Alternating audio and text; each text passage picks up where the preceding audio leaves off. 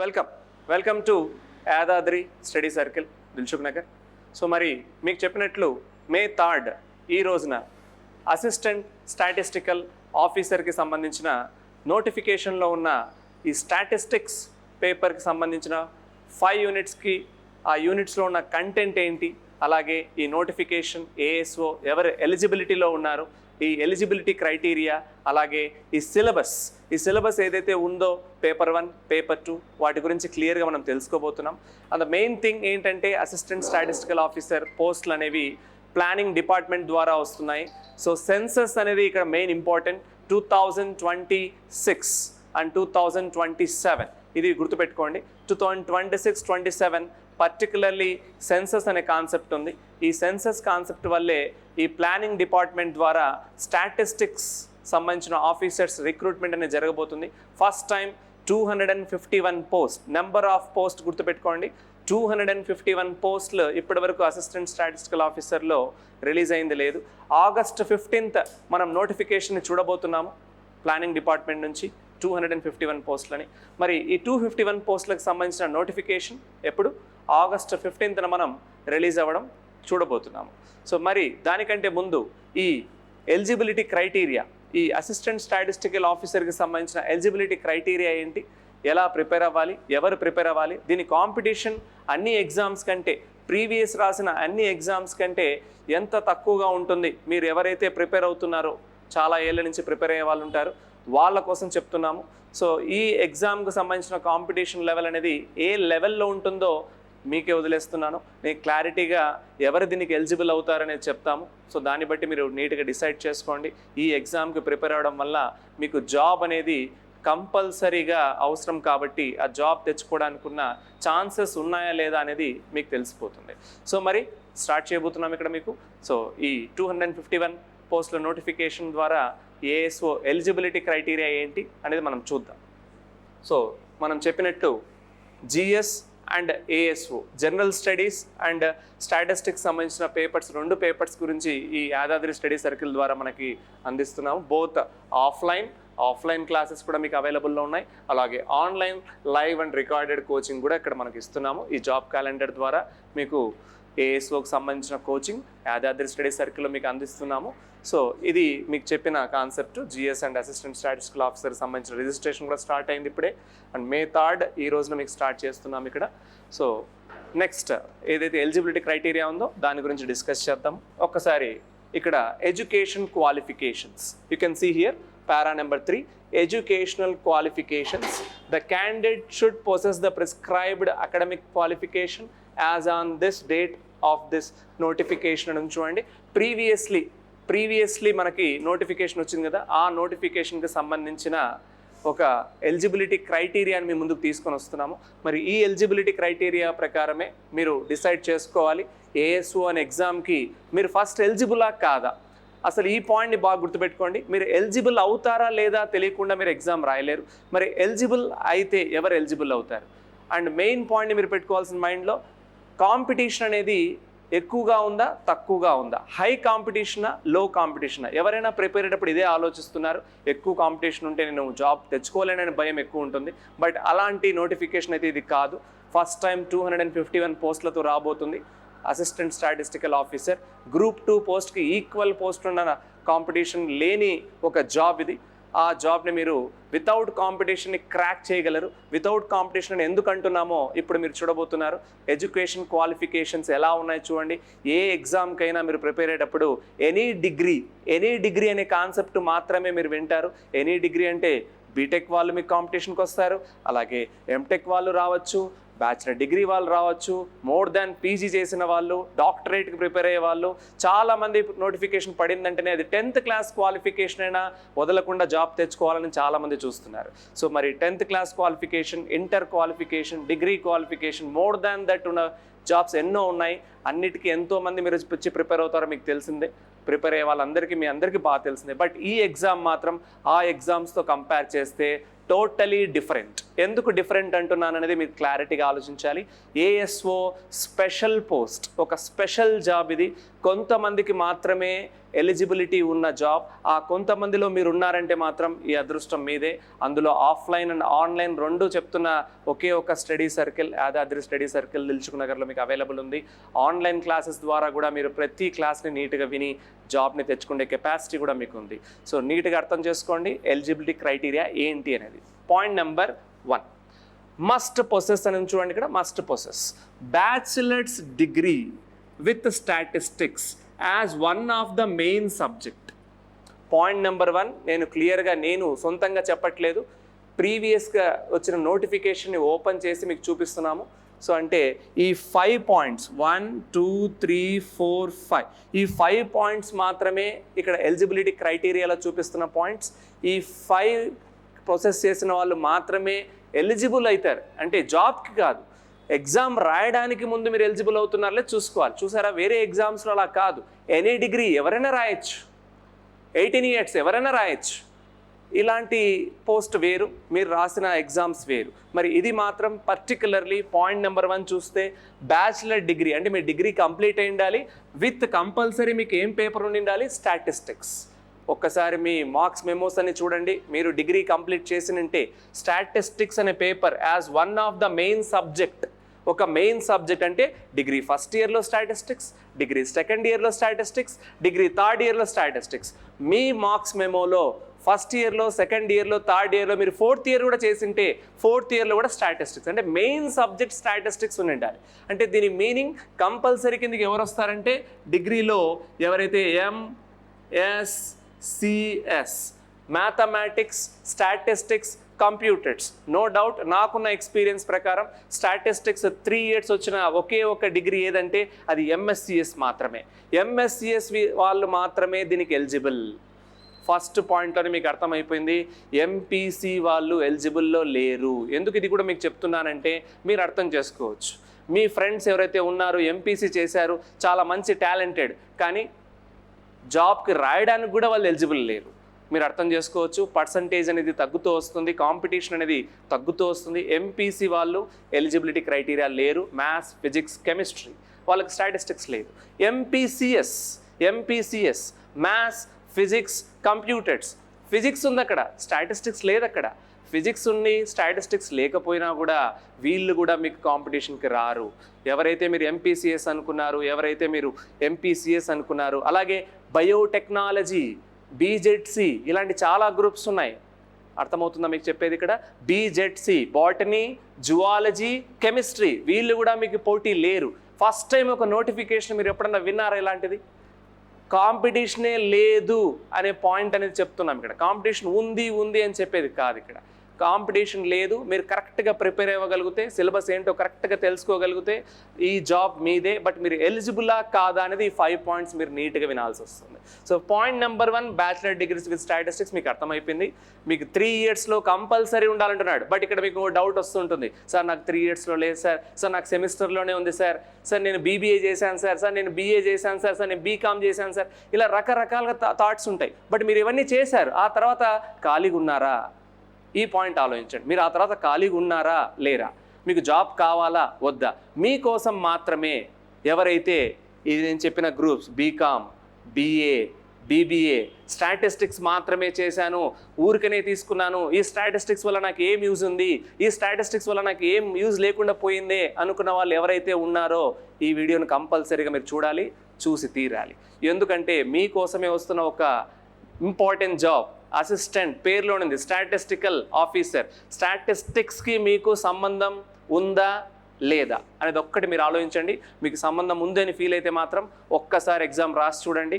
మీరు క్లియర్ చేయకపోతే అది మీకే వదిలేస్తున్నాను. మీరు క్లియర్ చేస్తారా చేయలేరా? అసలు మీరు ఎగ్జామ్ రాయడానికి మీరే ఎలిజిబుల్ అని చెప్తున్నాము. మీరు ఎలిజిబుల్ ఉన్నా కూడా రాయలేరంటే మీరే కాంపిటీషన్ ఇంకా పోగొట్టుతున్నారని. బట్ కాంపిటీషన్ MPC వాళ్ళ ద్వారా లేదు, MPCS ద్వారా లేదు, BZC లేదు, బయోటెక్నాలజీ లేదు. వాళ్ళు ఏ గ్రూప్ అయినా కావండి, వాళ్ళ దగ్గర స్టాటిస్టిక్స్ లేదు అంటే కాంపిటీషన్లో లేరు. కాంపిటీషన్లో లేరు అంటున్నారంటే మీరు మాత్రమే రాసేవాళ్ళు. మీరే వచ్చి రాయండి, మీరే జాబ్స్ తీసుకోండి. 251 పోస్టులు ఇప్పటివరకు ఎప్పుడు కండక్ట్ చేయలేదు ఇటువంటి నోటిఫికేషన్. మనం August 15th చూడబోతున్నాం. కంపల్సరీ దీన్ని ఫిల్ చేస్తారు గవర్నమెంట్, ఎందుకంటే సెన్సస్ అనేది జరుగుతుంది. మీకు మాత్రమే ఇది అర్థమయ్యే పాయింట్. స్టాటిస్టిక్స్ ఉన్న వాళ్ళకి సెన్సస్ అంటే ఏంటో కాన్సెప్ట్ మీరు స్టాటిస్టిక్స్లో దాన్ని చదివింటారు. Clear? So point number 1, bachelor degree with statistics complete. Point number 2కి రండి. Bachelors degree with mathematics. With mathematics అంటే ఇక్కడ ప్రాబ్లం ఏంటంటే మ్యాథమెటిక్స్ వాళ్ళకు ఉండాలి. ఫస్ట్ పాయింట్లో కూడా కంపల్సరీ మీ దగ్గర మ్యాథమెటిక్స్ ఉంటుంది. MSCS అనే గ్రూప్లో M for mathematics, S for statistics. ఇక్కడ కూడా సేమ్ చూడండి, bachelors degree with mathematics with statistics as a paper in 1 year or 2 years or all the 3 years as the case may be.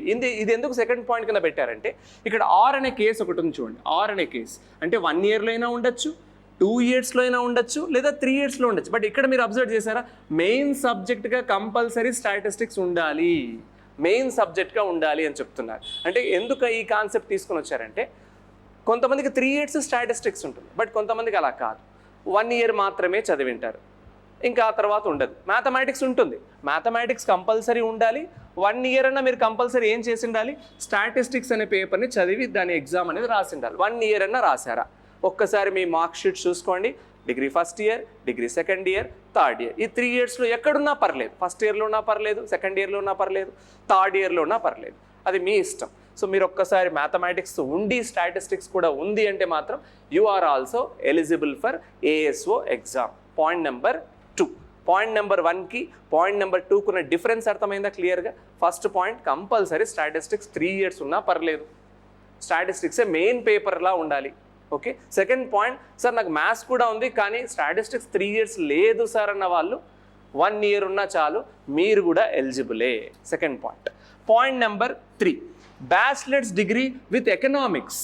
ఇది చాలా important, with economics. ఎందుకంటే మన exam కూడా, statistical exam కూడా economics అనేది చాలా ఇంపార్టెంట్ రోల్ని క్రియేట్ చేయబోతుంది. మనకి 2 పేపర్స్లో ఉంటుంది ఎగ్జామ్, పేపర్ 1, పేపర్ 2. అది కూడా మనం నెక్స్ట్ డిస్కస్ చేసుకుంటాం. అసలు పేపర్ ఏంటి, ముందు ఎలిజిబుల్లా కాదా తెలుసుకోవాలి కాబట్టి ఇదంతా చేయాల్సి వస్తుంది. సో మరి బ్యాచిలర్ డిగ్రీస్ విత్ ఎకనామిక్స్ అంటే, ఎకనామిక్స్ అనే పేపర్ గుర్తుపెట్టుకోండి, BA వాళ్ళకి వస్తుంది, బ్యాచులర్ ఆఫ్ ఆర్ట్స్. ఇందులో HEP అనే గ్రూప్ ఉంటాయి, మీకు ఇంకా చాలా గ్రూప్స్ ఉంటాయి. ఎకనామిక్స్ అయితే మీరు చదివింటారు, bachelor of arts with economics అని.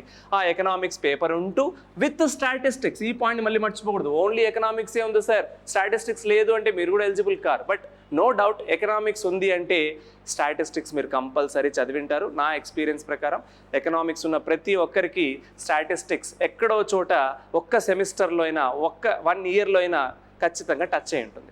అది economics with statistics as a paper in 1 year or 2 years or all the 3 years as the case may be అంటున్నాడు. Year wise 2 semesters, 1 year is equals to 2 semesters. So ఇది year pattern ఉంది కాబట్టి మీరు year pattern ప్రకారం పూర్తిగా 2 semestersలో statistics ఉండాలి. But ఇప్పుడు అన్ని సెమిస్టర్ ప్యాటర్న్స్ జరుగుతున్నాయి, అది మనం నెక్స్ట్ రాబోయే నోటిఫికేషన్లో చూడాలి. సెమిస్టర్ అంటారా ఇయర్ అంటారా అని చూద్దాం. బట్ ఇది old notification, but no problem. మీరు ఎకనామిక్స్తో పాటు స్టాటిస్టిక్స్ అంటే ఎవరైతే BA చదివారో, ఎవరైతే BA అలాగే బీకామ్ వాళ్ళకు కూడా ఎకనామిక్స్ ఉంటుంది ఒక సెమిస్టర్లో, లేదా 1 year అనే కాన్సెప్ట్ ఉంటుంది అక్కడ. ఇయర్ ప్యాటర్న్ వాళ్ళు ఉన్నారు, సెమిస్టర్ ప్యాటర్న్ వాళ్ళు ఉన్నారు, మీరు చూసుకోవాలి నీట్గా. సో ఎకనామిక్స్ ఉండి స్టాటిస్టిక్స్ ఉంటే మాత్రం మీరు ఎలిజిబులే, no confusion. Economics with statistics. Second point ఏంటి, మ్యాథమెటిక్స్ విత్ స్టాటిస్టిక్స్. సింపుల్గా అర్థం చేసుకోండి. ఫస్ట్ పాయింట్, స్టాటిస్టిక్స్ అన్ని ఇయర్స్లో ఉన్నా పర్లేదు. సెకండ్ పాయింట్, మ్యాథ్స్తో పాటు స్టాటిస్టిక్స్ ఉంటే చాలు. థర్డ్ పాయింట్, మ్యాథ్స్ లేదు సార్ కానీ ఎకనామిక్స్ ఉంది, స్టాటిస్టిక్స్ ఉందన్న వాళ్ళు మీరు కూడా ఎలిజిబుల్. పాయింట్ నెంబర్ 3 ప్రకారం మీరు eligible. Point number 4, bachelors degree with commerce. వీళ్ళు ఎవరంటే, ఇప్పటికీ మీకు అర్థమైంది సార్ మా దగ్గర మ్యాథ్స్ లేదు, ఎకనామిక్స్ లేదు, స్టాటిస్టిక్స్ ఉంది అంటారు మళ్ళీ వీళ్ళు. మరి ఎవరు వీళ్ళందరంటే B Com, bachelor of commerce. Commerce students కూడా, ఎవరికైతే కామర్స్ ఉంటుందో అంటే అకౌంటింగ్ బ్యాక్గ్రౌండ్ వాళ్ళు కూడా దీనికి ఎలిజిబుల్. కామర్స్ ఉండి with statistics as a paper in 1 year or 2 years or all the 3 years. ఇక్కడ కూడా మీరు అర్థం చేసుకోవాలి, కామర్స్ ఉండాలి, 1 yearలో స్టాటిస్టిక్స్ పేపర్ ఉన్నా కూడా కామర్స్ స్టూడెంట్స్ కూడా ఎలిజిబుల్ కిందకి వచ్చేస్తారు. Next 5th point, point number 5 చాలా important. Point number 5, bachelors degree with computer science. ఇప్పటికే ఎవరెవరు వచ్చారో మీరు చూస్తున్నారు, బట్ ఇక్కడ ఏంటంట కంప్యూటర్ సైన్స్. కంప్యూటర్ సైన్స్ అంటే మీరు ఏం ఆలోచిస్తున్నారంటే ఇక్కడ ఒక గ్రూప్ ఉంది BCA. BCA. ఇది చాలా ట్రెండింగ్లో కూడా ఉంది ఈ గ్రూప్. ప్రజెంట్ BCA అనే గ్రూప్ యోగి వేమన యూనివర్సిటీ తీసుకుంటే ఆంధ్రాలో చాలా ఫెమిలియర్ గ్రూప్లో ఉంది. Bachelor of computer applications. BCA stands for bachelor of computer applications. అది కంప్యూటర్ సైన్స్ కిందకి వస్తుంది. సో అలాగే బ్యాచులర్ ఆఫ్ సైన్సెస్ ఉన్నాయి, ఇప్పుడు BCA కూడా ఉంది. ఈ BCAలో కూడా మీకు ఏమి ఉండాలంటే విత్ స్టాటిస్టిక్స్. కంపల్సరీ BCA చదివిన వాళ్ళకు కూడా 1 year statistics paper. Old students కూడా 2014 కంటే ముందు 15 కంటే ముందు మనం BCA గ్రూప్ని చాలా పాపులర్గా చూసేవాళ్ళం. ఆ పాపులర్ గ్రూప్లో BCA కూడా వన్ ఆఫ్ ద బెస్ట్ గ్రూప్లో ఒకప్పుడు ఉండేది. ఇప్పుడు మళ్ళీ ఈ ఫామ్లోకి వచ్చింది BCA అనేది. సో ఇవన్నీ పాయింట్స్ని గుర్తుపెట్టుకోండి. ఎవరు మీకు కాంపిటీషన్లో రావట్లేదంటే సింపుల్గా చెప్పాలంటే స్టాటిస్టిక్స్ వాళ్ళ దగ్గర లేదండి. వాళ్ళు డిగ్రీలో గ్రాడ్యుయేషన్లో స్టాటిస్టిక్స్ చదవలేదు అంటే వాళ్ళు మీకు కాంపిటీషన్ రారు. ఇంకా మీరే అర్థం చేసుకోండి. మీ చుట్టూ ఉండే వాళ్ళని మీరే చూడండి, అబ్జర్వ్ చేయండి. మీకు కాంపిటీషన్ ఉందా లేదా మీకే తెలిసిపోతుంది. మీకు తెలిసిపోయిన తర్వాత మీరు ఖాళీగా ఉండకుండా ప్రిపరేషన్ స్టార్ట్ చేయాలి. ఎలా స్టార్ట్ చేయాలి, అసలు పేపర్ 1 ఏంటి, పేపర్ 2 ఏంటి, అసలు ఈ నోటిఫికేషన్ ఎలా ఉండబోతుంది, ఎలాంటి ఎగ్జామ్ ప్రిపరేషన్ జరగాలి, సిలబస్ ఏంటి, ఇవన్నీ డౌట్స్ మీకు ఇంకా క్రియేట్ అవుతాయి. ఫస్ట్ మీరు ఎలిజిబులా కాదా అది మీరు సెలెక్ట్ చేసుకోండి. ఆ తర్వాత ఈ సిలబస్ ఏంటో మనం చూద్దాము. అలాగే ప్రతి ఒక్క సిలబస్లో ఉండే పాయింట్ని ఎక్స్ప్లెయిన్ చేసుకొని ఈ జాబ్ వచ్చేలా మనం ప్రిపేర్ అవుతాం. క్లియర్? నెక్స్ట్ ఇక్కడ scheme and syllabus to the post of assistant statistical officers in Andhra Pradesh. అంటే ఇక్కడ మీకు ఫస్ట్ ఏం చూపిస్తున్నాము, ఎలిజిబిలిటీ క్రైటీరియా చూపించేసాము. ఇప్పుడు ఇక్కడ మీకు ఈ స్కీమ్ ఏంటి, సిలబస్ ఏంటో ఐడియా ఉండాలి. దానికోసం మనం ఇది చూపించేస్తున్నాము. డైరెక్టరేట్ ఆఫ్, అబ్జర్వ్ చేయండి పేరులో నుంచి చూడండి, directorate of economics and statistics. Economics and statistics department వాళ్ళే ఈ నోటిఫికేషన్ కండక్ట్ చేస్తారు. అలాగే NSSO అని ఒకటి ఉంది, నేషనల్ శాంపుల్ సర్వే ఆర్గనైజేషన్. ఈ NSSO department and directorate of economics and statistics ఈ ASO పోస్ట్ మనకి రిక్రూట్మెంట్ నోటిఫికేషన్ ఇవ్వబోతున్నారు. ఇందులో స్కీమ్ ఆఫ్ ద ఎగ్జామినేషన్ అనే పాయింట్ ఉంది చూడండి. ఈ scheme of the examination for screening test scheme of the examination degree standard. అంటే కంపల్సరీ డిగ్రీ ఉండాల్సిందే. దానికి మనకు స్క్రీనింగ్ టెస్ట్ అనేది కండక్ట్ చేస్తాడు. ఈ స్క్రీనింగ్ టెస్ట్నే మీ లాంగ్వేజ్లో చెప్పాలంటే ప్రిలిమ్స్ అంటారు. సో ప్రిలిమినరీ ఎగ్జామినేషన్ ఒకటి ఉంటుంది, మెయిన్స్ ఎగ్జామ్ ఒకటి ఉంటుంది. ఎవరైతే ఎలిజిబుల్ అయ్యారో వాళ్ళ కోసం చెప్తున్నాము. మీరు ఎగ్జామ్ రాయడానికి ఎలిజిబుల్ అయిన తర్వాత మీరు ఆలోచించాల్సింది ఏంటంటే అసలు సిలబస్ ఏంటి, ఎలా ప్రిపేర్ అవ్వాలి, అది ఎన్ని మార్క్స్కి వస్తుంది, ఎంత స్కోర్ చేస్తే మాకు జాబ్ వచ్చే ఛాన్సెస్ ఉంటాయనే ఆలోచన మీకు ఉంటుంది. సో దాని గురించి చెప్తున్నాము. ఫస్ట్ మీరు ప్రిలిమ్స్ ఎగ్జామ్ రాయాలి. మరి ప్రిలిమ్స్ ఎగ్జామ్లో మీరు అబ్జర్వ్ చేస్తే స్క్రీనింగ్ టెస్ట్ అని పేపర్ క్లియర్గా కనిపిస్తుంది. ఎందుకు స్క్రీనింగ్ టెస్ట్ అని అంటున్నారంటే అప్లికెంట్స్ వస్తారు, లైక్ 10,000 మంది రాయొచ్చు లేదా 1,00,000 మంది రాయొచ్చు. ఎంతమంది రాస్తారనేది depends upon eligibility criteria. Eligible అయితేనే వాళ్ళు ఎగ్జామ్ రాయగలుగుతారు. మరి ఎంతమంది ప్రిపేర్ అయ్యి రాస్తారు, ప్రిపేర్ అవ్వకుండా రాస్తారనేది depends upon your luck. But ఇప్పుడున్న నోటిఫికేషన్ చాలా పెద్ద నోటిఫికేషన్. దానికి స్క్రీనింగ్ టెస్ట్ కండక్ట్ చేయబోతున్నారు. ఎందుకంటే ఎవరైతే సరిగ్గా మార్క్స్ రాకుండా ఉంటారో వాళ్ళందరూ ఫిల్టర్ అయిపోతారు. ఆ ఫిల్టర్ అయిపోయిన దాని నుంచి మెయిన్స్ ఎగ్జామ్స్కి కండక్ట్ చేసుకుని ఎగ్జామ్ ద్వారా సెలెక్ట్ అవుతారు. మరి ఇక్కడ స్క్రీనింగ్ టెస్ట్లో మీకు జనరల్ స్టడీస్ అలాగే మెంటల్ అబిలిటీ అండ్ సబ్జెక్ట్ అని చూడండి. General studies and mental ability and subject, దీనిపైన మీకు ఎన్ని క్వశ్చన్స్ రాబోతున్నాయి? 150 క్వశ్చన్స్. ఇది ప్రిలిమ్స్ ద్వారా మీరు 150 క్వశ్చన్స్ని మీరు ఎగ్జామ్ రాయబోతున్నారు. 150 క్వశ్చన్స్, 150 minutes, 150 మ్యాక్సిమం మార్క్స్. అంటే ఈచ్ క్వశ్చన్కి మీరు కరెక్ట్ ఆన్సర్ చేస్తే 1 మార్క్ మీరు సాధించవచ్చు. మరి 150 మార్క్స్లో కట్ ఆఫ్ మార్క్ అనేది ఇప్పుడే ఆలోచించొద్దండి. ఫస్ట్ మనం ప్రిపరేషన్ స్టార్ట్ చేయండి. ఆ ప్రిపరేషన్ స్క్రీనింగ్ టెస్ట్కి ఏం కావాలని చూడండి. సో 150 మార్క్స్లో నేను 2 పార్ట్స్లా డివైడ్ చేస్తున్నాను. 75 + 75. అబ్జర్వ్ చేయండి, 150లో 2 పార్ట్స్లా డివైడ్ చేస్తున్నాను. 75 + 75. 75 ఏంటంటే జనరల్ స్టడీస్తో పాటు మెంటల్ అబిలిటీ కూడా అటాచ్ అవుతుంది. ఒక 75 మార్క్స్కి general studies and mental ability attach అవుతుంది. ఇంకో 75 మార్క్స్కి క్లియర్గా సబ్జెక్ట్ అంటున్నారు. ఆ సబ్జెక్ట్ అనేది ఏంటి కూడా మీకు చూపిస్తాను. ఆ సబ్జెక్ట్లో 75 మార్క్స్ ఏమొస్తాయో కూడా చూద్దాం. But general studies and mental ability as it is మీరు Group 1, Group 2, Group 3 గ్రూప్స్కి ఎగ్జామ్స్కి ప్రిపేర్ అవుతారు కదా, అదే సిలబసే యాజ్ ఇట్ ఈస్ ఉంటుంది. ఏది ఫస్ట్ పేపర్ కింద general studies and mental ability ఉంది కదా, ఆ 75 మార్క్స్ యాజ్ ఇట్ ఈస్ మీరు ప్రీవియస్ గ్రూప్స్కి ఎగ్జామ్స్ రాసిన ప్యాటర్నే ఉంటుంది. రాయకపోతే ఆ సిలబస్ కూడా మీకు చూపిస్తాము ఇక్కడ తర్వాతైనా చూడదు. సో నెక్స్ట్ సబ్జెక్ట్ అనే పాయింట్ మాట్లాడాలి, ఎందుకంటే నేను స్టాటిస్టిక్స్ డీల్ చేస్తాను. ఆ సబ్జెక్ట్ ఏంటి, అసలు టోటల్ సబ్జెక్ట్ ఏముంది 75 మార్క్స్ అనేది చూద్దాం. టోటల్ 150 క్వశ్చన్స్, అర్థమైంది మీకు? 75 + 75. ఈ 75లో సబ్జెక్ట్లో వచ్చే 75లో సపరేట్గా ఒక 10 యూనిట్స్ ఉంటాయి. సో మీరు ప్రిలిమ్స్ని అబ్జర్వ్ చేయండి, 150 మార్క్స్. అలాగే mains, scheme of the mains examination కూడా చూడండి. Paper 1, paper 2. మెయిన్స్కి వస్తూనే ప్రిలిమ్స్ నుంచి మెయిన్స్కి వస్తూనే 2 పేపర్స్ ఉన్నాయి. పేపర్ 1 ఉంది, పేపర్ 2 ఉంది. అంటే యాజ్ ఇట్ ఈజ్ మీరు స్క్రీనింగ్ టెస్ట్లో ఏదైతే నేర్చుకున్నారో అదే కాన్సెప్ట్నే general studies and mental ability సబ్జెక్ట్లో చూడబోతున్నారు. పేపర్ 1లో general studies and mental ability వస్తుంది, పేపర్ 2లో సబ్జెక్ట్ అనేది వస్తుంది. మరి general studies and mental ability ఎన్ని క్వశ్చన్స్ వస్తున్నాయి చూసారా? 150 క్వశ్చన్స్. అదే సబ్జెక్ట్ నుంచి కూడా 150 క్వశ్చన్స్. 150 టోటల్గా ఎంత స్కోర్ వచ్చేస్తుంది? 300 క్వశ్చన్స్, 300 మార్క్స్. సో ఇక్కడ క్లారిటీ ఏంటంటే మీరు ప్రిపరేషన్ అయ్యేటప్పుడే మెయిన్స్ లెవెల్ ప్రిపేర్ అయ్యారంటే ప్రిలిమ్స్ అనేది మీరు చాలా ఈజీగా క్వాలిఫై అయిపోవచ్చు. అండ్ స్క్రీనింగ్ టెస్ట్ అని చెప్తున్నాం. స్క్రీనింగ్ టెస్ట్లోనే ఎవరైతే ఎలిజిబుల్ అయినా కూడా సరిగా ప్రిపేర్ కాకపోయినప్పుడు వాళ్ళు స్క్రీనింగ్ టెస్ట్లోనే లూజ్ అయిపోతారు. సో ఇక్కడ ఎవరు గెయిన్ అవుతారో మీరు అర్థం చేసుకోవచ్చు. మెయిన్స్ ద్వారా మీరు ప్రిపేర్ అయ్యడమే, మెయిన్స్ లెవెల్లో ప్రిపేర్ అవుతే మాత్రం ఖచ్చితంగా మీరు ప్రిలిమ్స్ని క్లియర్ చేసుకుంటారు. అలాగే మెయిన్స్కి కాంపిటీషన్ ఇంకా ఏమవుతుందో మీకు తెలిసిపోతుంది. పెరిగేది కాదు, తగ్గేదే ఉంది. సో మీరు అర్థం చేసుకోవచ్చు, ఎలిజిబిలిటీ క్రైటీరియాలోనే కాంపిటీషన్ తగ్గిపోతుంది. తర్వాత ప్రిలిమ్స్ని మీరు క్లియర్ చేసుకుంటే మళ్ళీ కాంపిటీషన్ పెరుగుతుందా తగ్గుతుందా? తగ్గుతూనే ఉంటుంది. కాంపిటీషన్ తగ్గుతూనే ఉండే ఒకే ఒక జాబ్ ASO అని నేను క్లియర్గా చెప్తున్నాను. మీరు ఎలిజిబిలిటీ క్రైటీరియాని చూశారు, సిలబస్ని అబ్జర్వ్ చేశారు, 150 మార్క్స్ స్క్రీనింగ్ టెస్ట్ చూస్తున్నారు, 300 మార్క్స్ మెయిన్స్ ఎగ్జామ్ ఉంటుంది. ఈ మెయిన్స్ ఎగ్జామ్లో కొత్త సిలబస్ మీరు ఏమైనా నేర్చుకుంటారా? లేదండి. ప్రిలిమ్స్కి ఏదైతే ప్రిపేర్ అవుతారో మెయిన్స్ కూడా మీరు అదే ప్రిపేర్ అవుతారు. కొంచెం మీరు ఎక్స్ట్రా ప్రిపరేషన్ తీసుకుంటారు అంతే, దానికి మించి మీరు ప్రిపరేషన్ ఏమీ చేయరు. అందుకే స్టార్ట్ అవ్వడమే. మీరు మెయిన్స్ లెవెల్ ప్రిపరేషన్ని స్టార్ట్ చేసుకున్నారంటే ఈ పోస్ట్ మీకు కంపల్సరీ సాధించే కెపాసిటీ ఉంటుంది. తక్కువ కాంపిటీషన్లో మంచి పోస్ట్ తెచ్చుకున్న వాళ్ళు అవుతారు. క్లియర్? సో ఇది మీ స్కీమ్ ఆఫ్ సిలబస్ ఎగ్జామినేషన్కి సంబంధించినది. 2 పేపర్స్, ఇక్కడ పేపర్ 1, పేపర్ 2 మెయిన్స్లో మాత్రమే మీరు అబ్జర్వ్ చేస్తారు. ఆబ్జెక్టివ్ టైప్ క్వశ్చన్సే ఉన్నాయి. ఆబ్జెక్టివ్ టైప్ క్వశ్చన్స్ అంటే మల్టిపుల్ చాయిసే ఉంటాయి, ABCD ఆప్షన్సే ఉంటాయి. నెగిటివ్ మార్కింగ్ 1/3 ఉంటుంది. 1/3 will be the negative. Negative అనేది 1/3 అనేది వస్తుంది. అంటే మీరు 3 మిస్టేక్స్ చేస్తే కానీ 1 మార్క్ వెళ్ళదు. సో అది మీరు తర్వాత ప్రిపరేషన్ తర్వాత మీరు ప్లాన్ చేసుకోండి, కరెక్ట్గా ఆన్సర్స్ చేయడానికి ట్రై చేయండి.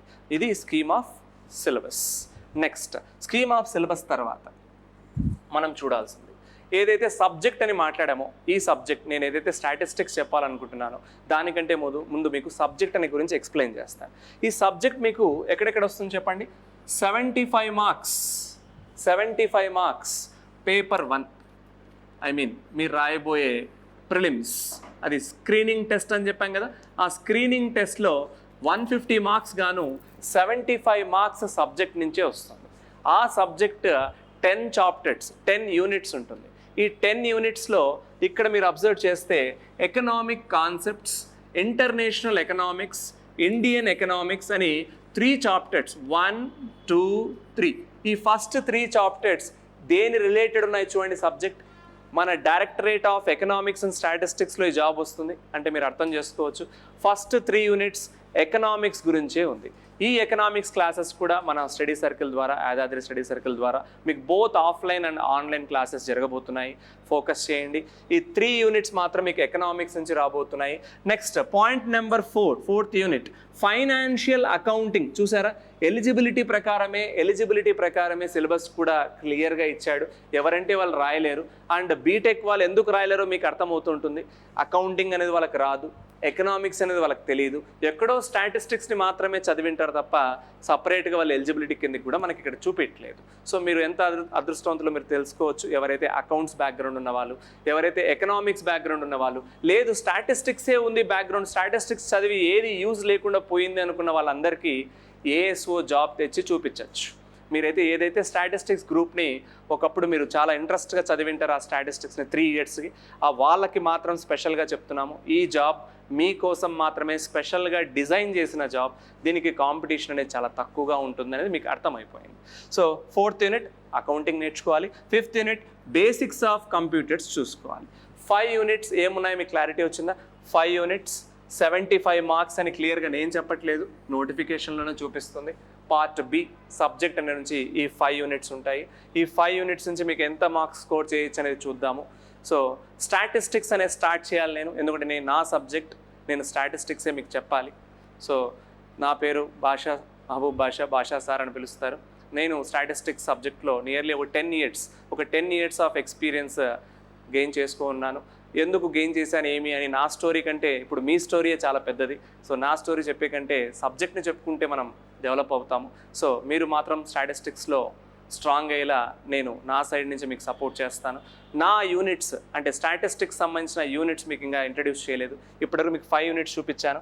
ఇవన్నీ అకౌంట్స్, ఎకనామిక్స్, కంప్యూటర్స్ బ్యాక్గ్రౌండ్ నుంచే వస్తున్నాయి. మీ ఎలిజిబిలిటీ క్రైటీరియాకి మిస్ అవ్వకుండానే వస్తున్నాయి సబ్జెక్ట్ అనేది కూడా. పేపర్ 1 150 మార్క్స్ ఉంది, మర్చిపోవద్దండి. మెయిన్స్లో మీరు కన్ఫ్యూజ్ అవ్వాల్సిన అవసరమే లేదు. 2 ఎగ్జామ్స్ ఉంటాయి, ప్రిలిమ్స్, మెయిన్స్. ప్రిలిమ్స్ 150 మార్క్స్కి ఉంటాయి, మెయిన్స్ మాత్రం 300 మార్క్స్కి ఉంటుంది. క్లారిటీ అర్థం చేసుకోండి, కన్ఫ్యూజ్ అవ్వద్దండి. మెయిన్స్ అనేది 300 మార్క్స్ ఎగ్జామ్. 2 పేపర్లు ఉంటాయి, 150 పేపర్ 1, 150 పేపర్ 2. ఆ పేపర్ 2 ఏదో కాదు, మన సబ్జెక్ట్లో 5 యూనిట్స్ అనేవి ఇవి. నెక్స్ట్ 5 యూనిట్స్ మన స్టాటిస్టిక్స్ రిలేటెడ్ చూద్దాము. సో ఆ 5 యూనిట్స్లో యూనిట్ నెంబర్ 6, మరి యూనిట్ నెంబర్ 6 చూడండి. యూనిట్ నెంబర్ 6 ఇది కూడా 6th unit, 7th, 8th, 9th, 10th ఇలా 6, 7, 8, 9, 10 మొత్తం 10 యూనిట్స్లో 5 యూనిట్స్ని మీరు స్టాటిస్టిక్స్ నుంచే స్కోర్ చేయబోతున్నారు. ఇది మీరు ఎక్కడెక్కడ స్కోర్ చేయొచ్చు? ప్రిలిమ్స్లో 75 మార్క్స్కి మనకి స్టాటిస్టిక్స్ సబ్జెక్ట్ ఉంది. మెయిన్స్లో 150 మార్క్స్కి ఉంది. క్లియర్? ప్రిలిమ్స్లో 75 మార్క్స్కి యూజ్ అవుతుంది, మెయిన్స్లో 150 మార్క్స్కి యూజ్ అవుతుంది. ఏ సబ్జెక్ట్? స్టాటిస్టిక్స్ అనే మన సబ్జెక్ట్ ఎక్కడెక్కడ యూజ్ అవుతుందో మీకు చెప్తున్నాం, ప్రిలిమ్స్ అండ్ మెయిన్స్. మీరు ఎకనామిక్స్ నేర్చుకుంటే ఎకానమీ కాదు, ఇండియన్ ఎకానమీ అనేది మీకు పేపర్ 1లో వస్తుంది. ఎకనామిక్స్ అనేది పేపర్ 2 అంటే మీరు కన్ఫ్యూజ్ అవ్వాల్సిన క్లారిటీ లేదు, మీరు బాగా అర్థం చేసుకోవాల్సింది. ప్రిలిమ్స్లో ఎకనామిక్స్ వస్తుంది 3 యూనిట్స్, మెయిన్స్లో కూడా 3 యూనిట్స్. ఆ యూనిట్స్ని దాటి వెళ్ళడు. సిలబస్ ఏదైతే ఇచ్చాడో ఆ సిలబస్ని మాత్రమే మీరు కరెక్ట్గా కంప్లీట్ చేసుకుంటే చాలు. So 3 units economics, 1 accounts, 1 computers. ఆ 5 యూనిట్స్ అనేది 50% పోర్షన్ సబ్జెక్ట్ని కంప్లీట్ చేస్తుంది. రిమైనింగ్ 50% అంతా మీరు స్టాటిస్టిక్స్ నుంచే నేర్చుకోవాలి. సో మీకు ఇంకా అర్థమై ఉంటుంది. మనకి 50% అంటే దగ్గర 50 క్వశ్చన్స్, మెయిన్స్లో అయితే 50కి మించే రావచ్చు. ప్రిలిమ్స్లో మనకు 75 క్వశ్చన్స్ సబ్జెక్ట్ నుంచి రావాలి, 45 ఎక్స్పెక్టెడ్. నా ఎక్స్పీరియన్స్ ప్రకారం స్టాటిస్టిక్స్ నుంచి మీరు ఒక 45 క్వశ్చన్స్ని ఎక్స్పెక్ట్ చేయొచ్చు. ఎక్కడ? ప్రిలిమ్స్లో. ఫస్ట్ రాయబోయే మీరు ఒక స్క్రీనింగ్ టెస్ట్లో అవుట్ ఆఫ్ 150 క్వశ్చన్స్ మీరు 45 క్వశ్చన్స్ ప్లస్సే ఎక్స్పెక్ట్ చేయొచ్చు స్టాటిస్టిక్స్ నుంచి, సబ్జెక్ట్ నుంచి.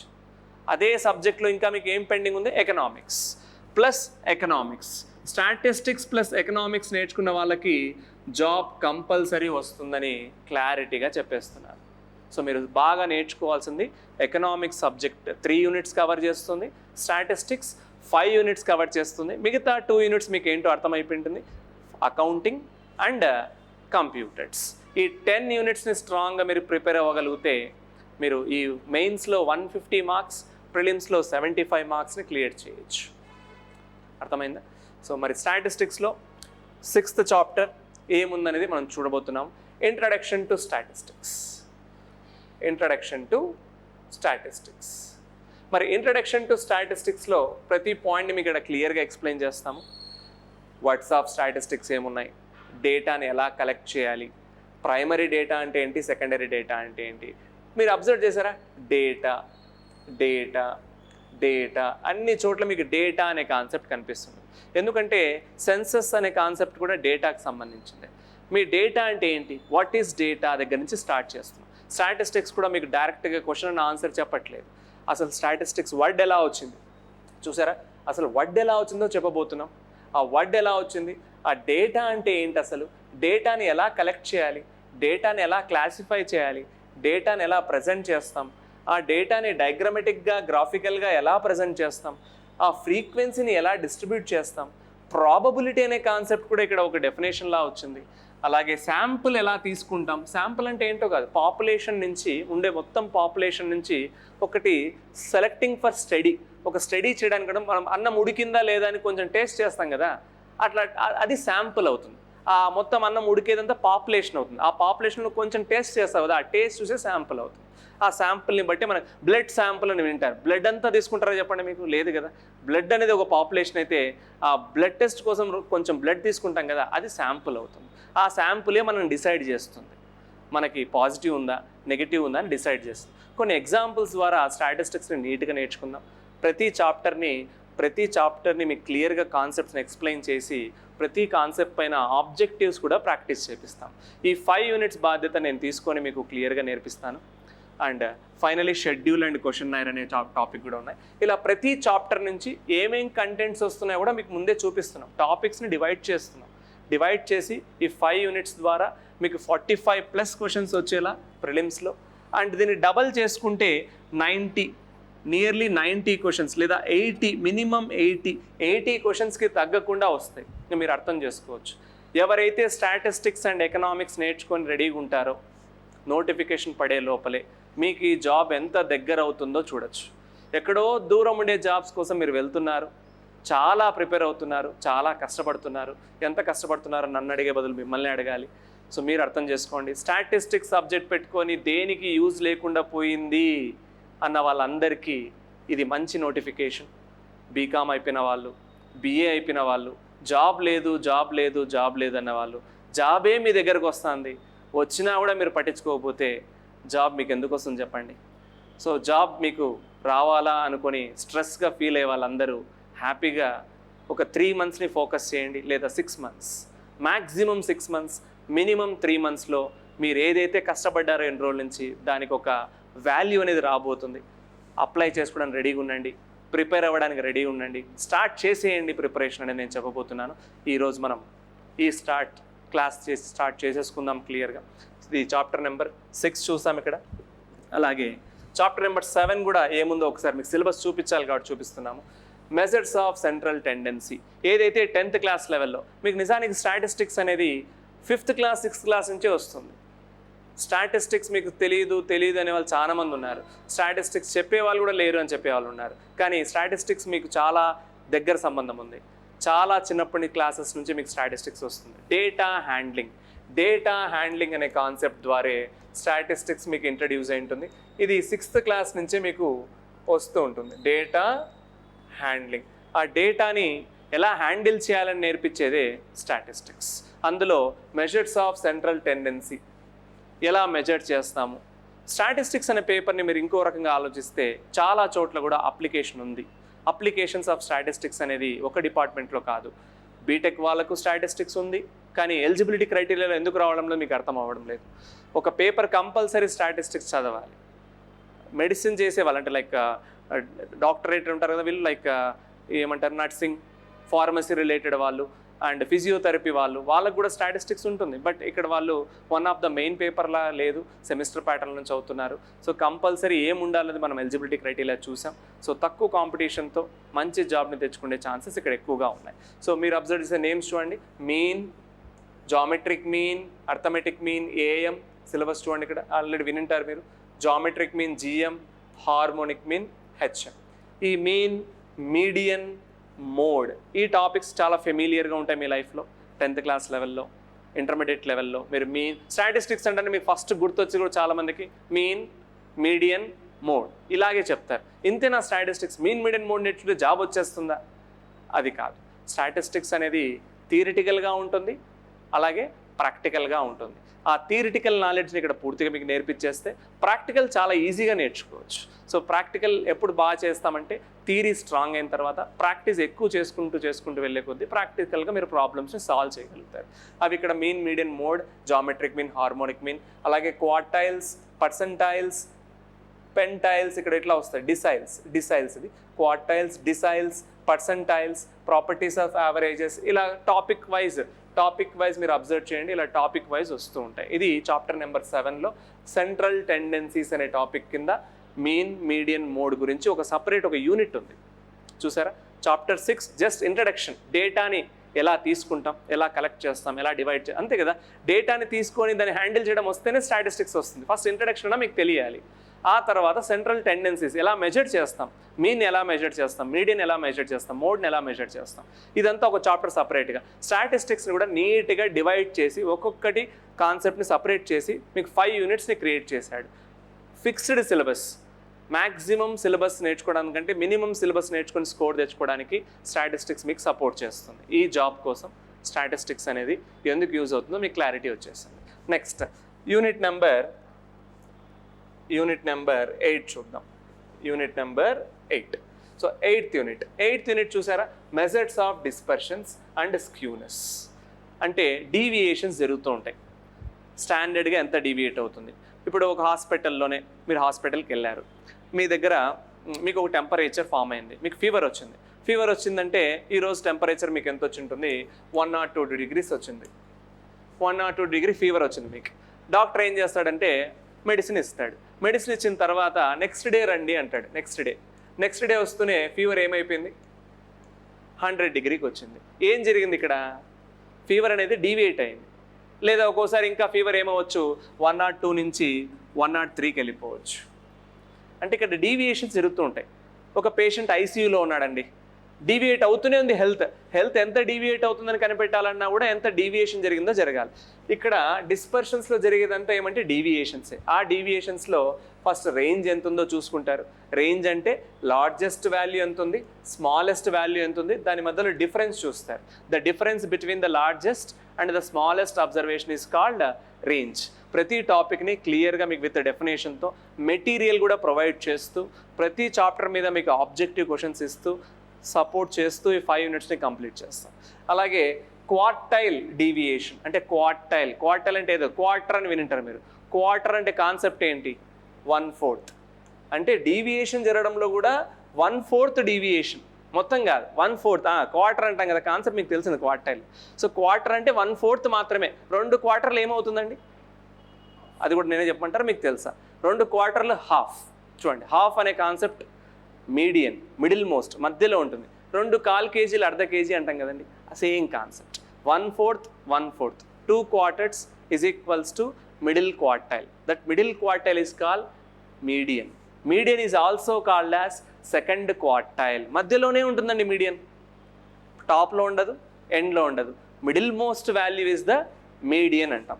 మీడియన్కి ఇంకో పేరే సెకండ్ క్వార్టైల్. ఇక్కడ ఏముంది, క్వార్టైల్ డీవియేషన్. అంటే 1/4 ఎంత డీవియేట్ అయిందో చెక్ చేస్తుంది. మరి దీని పేరు ఏంటి, ఇది కూడా డీవియేషనే. దీని పేరు ఏంటి, మీన్ డీవియేషన్. మీన్ అంటే ఏదో కాదు, యావరేజ్గా ఎంత డీవియేట్ అవుతుంది. యావరేజ్ అనే పాయింట్ మీరు అబ్జర్వ్ చేస్తే మీరు ఒక రిపోర్ట్ తీసుకుంటారు, బ్లడ్ రిపోర్ట్ తీసుకుంటారు. బ్లడ్ యావరేజ్గా ఎంత ఉండాలో ఇచ్చేస్తాడు. దానికంటే ఎక్కువ ఉందంటే అబవ్ అంటారు, తక్కువ ఉందంటే బిలో అంటారు. మీ బీపీఏ ఉంటుంది, బీపీ హై బీపీయా లో బీపీఏ అంటారు. అంటే యావరేజ్ పాయింట్ అనేది ఒకటి ఉంటుంది. ఆ యావరేజ్ పాయింట్ కంటే ఎక్కువ ఉంటే హై అంటారు, తక్కువ ఉంటే లో అంటారు. అలా యావరేజ్గా ఎంత డీవియేట్ అయిందని కూడా చూస్తాం. చూసారా, పేర్లను కూడా డీవియేషన్ ఇలానే వస్తుంది. ఫస్ట్ యూనిట్ అంతా మీరు అబ్జర్వ్ చేశారు. 6th unit data. First unit అంతా డేటా అంటే ఏంటో క్లారిటీగా అర్థం చేసుకుంటాం. ఆ తర్వాత ఆ డేటాని ఎలా ఫైండ్ అవుట్ చేయాలి, అంటే ఆ డేటా వచ్చిన ఇన్ఫర్మేషన్ వస్తుంది కదా, ఆ ఇన్ఫర్మేషన్ని ఎలా క్యాలిక్యులేట్ చేయాలనేది 2nd యూనిట్ అంటే 7th యూనిట్లో చూస్తాము. ఇప్పుడు 8th యూనిట్లో అది ఎంత డీవియేట్ అయింది, ప్రతిదీ స్టాటిస్టిక్స్ కనెక్షన్తో ఉంటుందండి. ఆ కనెక్షన్ని క్లియర్గా ఇస్తూ వెళ్తాం, కనెక్టింగ్ చేసుకుంటూ వెళ్ళేదే స్టాటిస్టిక్స్. ఫస్ట్ స్టాటిస్టిక్స్ ఎక్కడి నుంచి పుట్టింది, ఎలా పుట్టింది, అవి ఏంటి, డేటాని ఎలా కలెక్ట్ చేయాలి, ఎలా క్యాల్కులేట్ చేయాలనేది ఇక్కడి వరకు మీరు చూస్తారు. స్క్యూనెస్ అంటే ఎంత డీవియేట్ అయిందో ఒక పర్సంటేజ్ పరంగా చెప్పచ్చు, అకార్డింగ్ టు పర్సంటేజ్ లేదా వాల్యూతో చెప్పచ్చు. ఇంత డీవియేట్ అనేది ఒక వాల్యూతో చెప్పచ్చు. కంపారిజన్ చేయడానికి డీవియేషన్ కూడా ఎంత కంపేర్ చేయొచ్చు అనేది ఇక్కడ చూడొచ్చు. దాంట్లో Karl Pearson's and Bowley's methods of skewness ఉంది. అలాగే కర్టసిస్ గ్రాఫికల్గా, ఒక డాక్టర్ గ్రాఫికల్గా చూస్తాడు. ఒక రిపోర్ట్ వస్తే ఒక డాక్టర్ గ్రాఫికల్గా చూసి అబ్జర్వ్ చేస్తాడు. ఇతనికి ఇక్కడ ప్రాబ్లం ఉంది, ఇక్కడ నీకు క్లారిటీగా ప్రాబ్లం వచ్చిందని చెప్తాడు. సో మెడిసిన్ డిపార్ట్మెంట్ ఉన్న వాళ్ళకి కూడా ఇది చాలా అవసరమే, కానీ వీళ్ళు ఎలిజిబుల్ అవ్వట్లేదు ఎగ్జామ్కి. మీరు అది కూడా ఆలోచించాలి. సో మీకు ఇది చాలా యూజ్ అవుతుంది థియరిటికల్గా. అండ్ రేపు మీరు జాబ్ చేసేటప్పుడు ప్రాక్టికల్ కూడా మీకు స్టాటిస్టిక్స్ కంపల్సరీ కావాలి with economics. Economics with statistics కాంబినేషన్తోనే మీరు రేపు జాబ్ చేయబోతున్నారు. సో నార్మల్ డిస్ట్రిబ్యూషన్ అనే టాపిక్ కూడా ఇక్కడ వస్తుంది. ఇది 8th యూనిట్ నుంచి ఇలా 3 యూనిట్స్ చూసాం. 6th unit, 7th unit, 8th unit.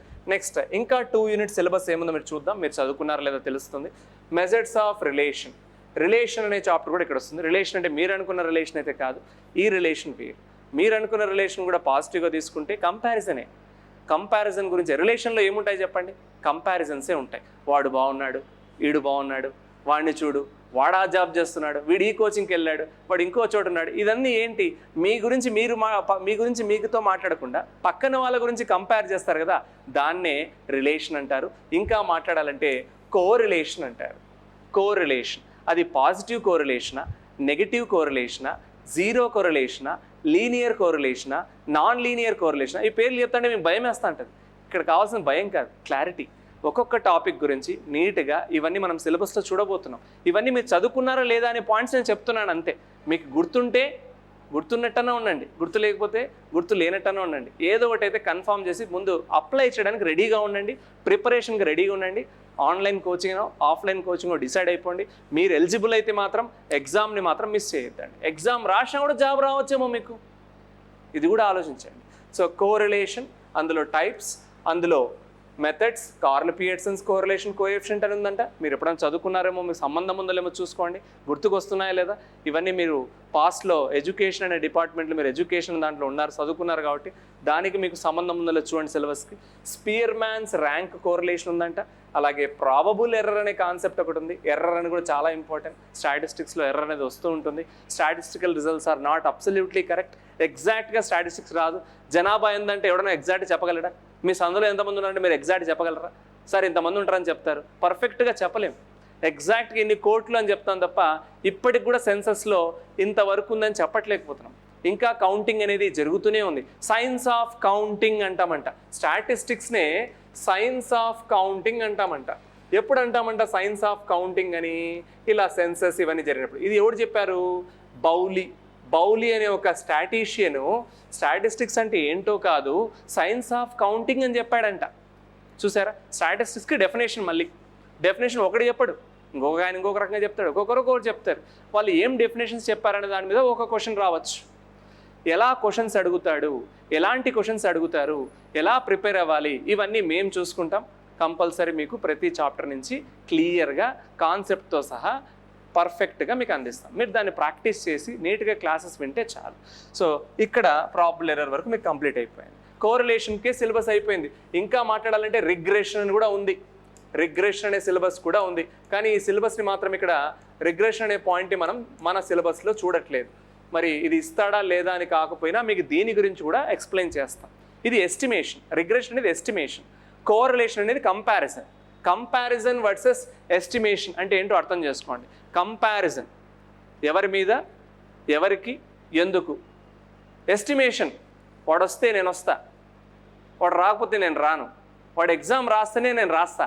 ఇదేందండి? వాడు అప్లై చేస్తేనే మీరు అప్లై చేస్తారా? నేను అప్లై చేయమంటేనే మీరు అప్లై చేస్తారా? మీకు అప్లై చేయాలని లేదా? అసలు మీరు కోచింగ్ వినాలని ఉండారా లేదా? ఇది ఎస్టిమేషన్. మిమ్మల్ని ఏమని చెప్పట్లేదు. ఎస్టిమేషన్ చేయండి అంటారా. మీ మీద మీరు ఎస్టిమేట్ చేయకపోతే ఎట్లా? మీకు జాబ్ వస్తుందా లేదా? ఎస్టిమేట్ చేసుకోండి, కంపారిజన్ చేసుకోండి. ఏం కంపారిజన్ చేసుకోమని చెప్తున్నాము? Positive comparison. ఈ నోటిఫికేషనే పాజిటివ్ కంపారిజన్ తెలుసా మీకు? నెగిటివ్ వాళ్ళంతా వెళ్ళిపోతున్నారు. ఎవరైతే మీకు పోటీగా ఉన్నారో వాళ్ళు ఎవరు జాబ్లోకి ఎంటర్ చేయడానికి ఛాన్స్ లేదు. మీరు మాత్రమే ఎలిజిబుల్. ఎవరు ఎలిజిబుల్ మీకు మళ్ళీ చెప్తున్నాను. నోటిఫికేషన్లో క్రైటీరియా చూడండి. మీ దగ్గర స్టాటిస్టిక్స్ ఉంటేనే ఎలిజిబుల్. అది ఎక్కడుందో చూసుకోండి. Next unit number 10. 10th unit, last unit, analysis of time series and index numbers. Index numbers and time series అని కూడా మన సిలబస్లో ఉంది. ఇందులో ఇదంతా థియరీ పార్ట్లో వస్తుంది. Components of time series, measurement of trend, seasonal variations, utility of decomposition of time series, decentralisation of data. ఇక్కడంతా థియరీ పార్ట్ కవర్ అవుతుంది. అంటే టైం ప్రకారంగా ఎలా మారుతుంటాయి. పాయింట్ మీకు అర్థం చేసుకోండి. ఒకప్పుడు టైం వేరు, ఇప్పుడు టైం వేరు. నిన్న ఉన్న రేటు వేరు, ఈరోజు ఉన్న రేటు వేరు. నిన్నటికి ఈ రోజుకే రేట్ మారిపోతుంది. పెట్రోల్ తీసుకున్నా, డీజిల్ తీసుకున్నా, గ్యాస్ తీసుకున్నా, కష్టాలన్నీ ఎవరికి వస్తున్నాయి? టైంకి వస్తున్నాయా, మీకు వస్తున్నాయా? టైంకే కష్టాలు వస్తున్నాయి. ఆ టైం మారుతుంది. ఎలా మారుతుంది? ప్రీవియస్ ఎలా ఉంది, ఇప్పుడు ఎలా ఉంది, పాస్ట్ ఎలా ఉంది, రోజులు ఎలా మారుతున్నాయి అనేదే టైం సిరీస్. అలాగే ఆ టైం సిరీస్ని ఎలా క్యాల్కులేట్ చేయొచ్చు, ప్రీవియస్ ఇయర్కి ప్రజెంట్ ఇయర్కి ఎంత క్యాల్కులేషన్ జరిగింది, ఎంత పెరుగుతుంది, ఈ ఇన్ఫ్లేషన్ అనే కాన్సెప్ట్ పెరుగుతుందా తగ్గుతుందా అనేది ఇండెక్స్ నెంబర్స్లో చూడొచ్చు. ఆ మెథడ్స్ కన్స్ట్రక్టింగ్ ఎలా చేయాలి, అందులో ప్రైసెస్ పెరుగుతున్నాయా? ప్రైస్ అంటే మీకు తెలుసా అండి, ఎకనామిక్స్కి ప్రైస్కి మీకు చాలా దగ్గర సంబంధం ఉంది. మళ్ళీ చెప్తున్నాను, ఎకనామిక్స్ కాన్సెప్ట్తో స్టాటిస్టిక్స్ మీరు నేర్చుకుంటే ఈ జాబ్కి మీరు కంపల్సరీ సెట్ అవుతారు. అలాగే క్వాంటిటీ, ప్రైస్ని బట్టి క్వాంటిటీ ఉందా, లేదా ప్రైస్ ఎక్కువ ఉందా, క్వాంటిటీ తక్కువ ఉందా, ఏది ఇంక్రీజ్ అవుతుంది, ఏది డిక్రీజ్ అవుతుంది, అసలు ఎలా ఉన్నాయి price index numbers, quantity index numbers. అలాగే దాన్ని టెస్ట్లు ఎలా చేయాలి, ఇండెక్స్ నెంబర్స్ టెస్ట్లు ఎలా చేస్తాం, టెస్ట్ ఎలా ఫైండ్ అవుట్ చేస్తాం, base shifting and index numbers of deflation, cost of living index number. చూడండి లాస్ట్కి ఏమొచ్చేసింది మనకి, cost of living. Cost of living కూడా మనకి స్టాటిస్టిక్స్లో అవసరమే. మనం ముందు బ్రతకగలుగుతున్నామా లేదా, ఎలా కాస్ట్ ఆఫ్ లివింగ్ ఉంది, ఇదంతా మీరు జనరల్ లైఫ్లో మీరు ఏదైతే చూడబోతున్నారో అదంతా మీకు స్టాటిస్టిక్స్లో చూడబోతున్నాము, మనం చూపించబోతున్నాము. 5 యూనిట్స్ ఉన్నాయి, ఎక్కడెక్కడ వస్తాయి మీకు క్లారిటీ ఇచ్చేసాము. ప్రిలిమ్స్లో, మెయిన్స్లో స్టాటిస్టిక్స్కి మీకు నాకు ఏ సంబంధం ఉందో క్లారిటీ ఇచ్చేసాము. సో ఇప్పుడు మరి ఇంట్రడక్షన్ టు స్టాటిస్టిక్స్ని స్టార్ట్ చేయాలనుకుంటున్నాను. ఒక first unit chapter number 6 syllabus ప్రకారం, అకార్డింగ్ టు సిలబస్ ఇది చాప్టర్ నెంబర్ 6తో పిలుచుకుంటున్నాము. స్టాటిస్టిక్స్ పరంగా అయితే ఫస్ట్ చాప్టర్ కింద తీసుకుంటున్నాము. మనకు నెంబర్లతో పని లేదు, ఇంట్రడక్షన్ స్టార్ట్ చేయబోతున్నాము. ఒక్కసారి స్టాటిస్టిక్స్ ఎలా వచ్చింది, ఆ వర్డ్స్ ఏంటి అవన్నీ చూద్దాం. రెడీ.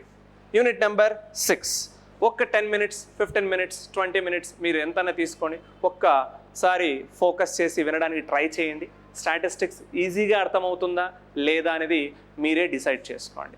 సో ఈరోజు మనం ఇంట్రడక్షన్ టు స్టాటిస్టిక్స్ అనేది స్టార్ట్ చేయబోతున్నాం. Okay, first introduction to statistics. ఇందులో సెకండ్ పాయింట్ కూడా చూడండి, వర్డ్స్ ఆఫ్ స్టాటిస్టిక్స్. ఈ డేటా ప్రకారమే ఏదైతే మీకు సిలబస్ ఉందో ఆ సిలబస్ ప్రకారంగా ఒక్కొక్కటి క్లియర్గా మీకు ఇంట్రడ్యూస్ చేస్తూ వస్తాము. ఏ టాపిక్ మిస్ చేయకుండా data collection, primary and secondary, classification, presentation, ప్రతి టాపిక్ని నీట్గా యూనిట్ నెంబర్ 6 అని నోట్ చేసుకోండి. ఇంట్రడక్షన్ టు స్టాటిస్టిక్స్ పాయింట్స్ అనేవి నోట్ చేస్తూ ఉండండి. క్వశ్చన్స్ ఎలా అడుగుతాడని కూడా మీకు నేను అడుగుతూ వస్తాను. నేను చెప్పిన తర్వాత మీరు క్వశ్చన్స్ ఆన్సర్ ఇవ్వగలుగుతున్నారంటే, మీరు అక్కడ కూర్చొని ఆన్సర్స్ ఇవ్వగలుగుతున్నారంటే మాత్రం మీరు జాబ్కి దగ్గర అవుతున్నారు అని. నేను చెప్పినా కూడా మీకు అర్థం అవ్వట్లేదంటే నేను సరిగా చెప్పలేదని మాత్రమే తీసుకోవాలి తప్ప మీరు సరిగా వినలేదని కాదు. మీకు ఎన్నో పనులు ఉంటాయి, ఆ పనులలో ఇది కూడా ఒక పనిలాగా పెట్టుకోండి, వినండి. మీకోసమే మీ దగ్గర స్టాటిస్టిక్స్ ఉంది, మీరు అప్లై చేయబోతున్నారు, చేసేయండి. నోటిఫికేషన్ రాబోతుంది. ఈసారి మాత్రం మీరు గట్టిగా జాబ్ అనేది తెచ్చుకుంటున్నారు, అందరికీ ఆన్సర్ ఇవ్వబోతున్నారు. మీకున్న క్వాలిఫికేషనే మీకు కాపాడబోతుంది. క్లియర్? స్టాటిస్టిక్స్, STA స్పెల్లింగ్ అన్న చూడండి నీట్గా,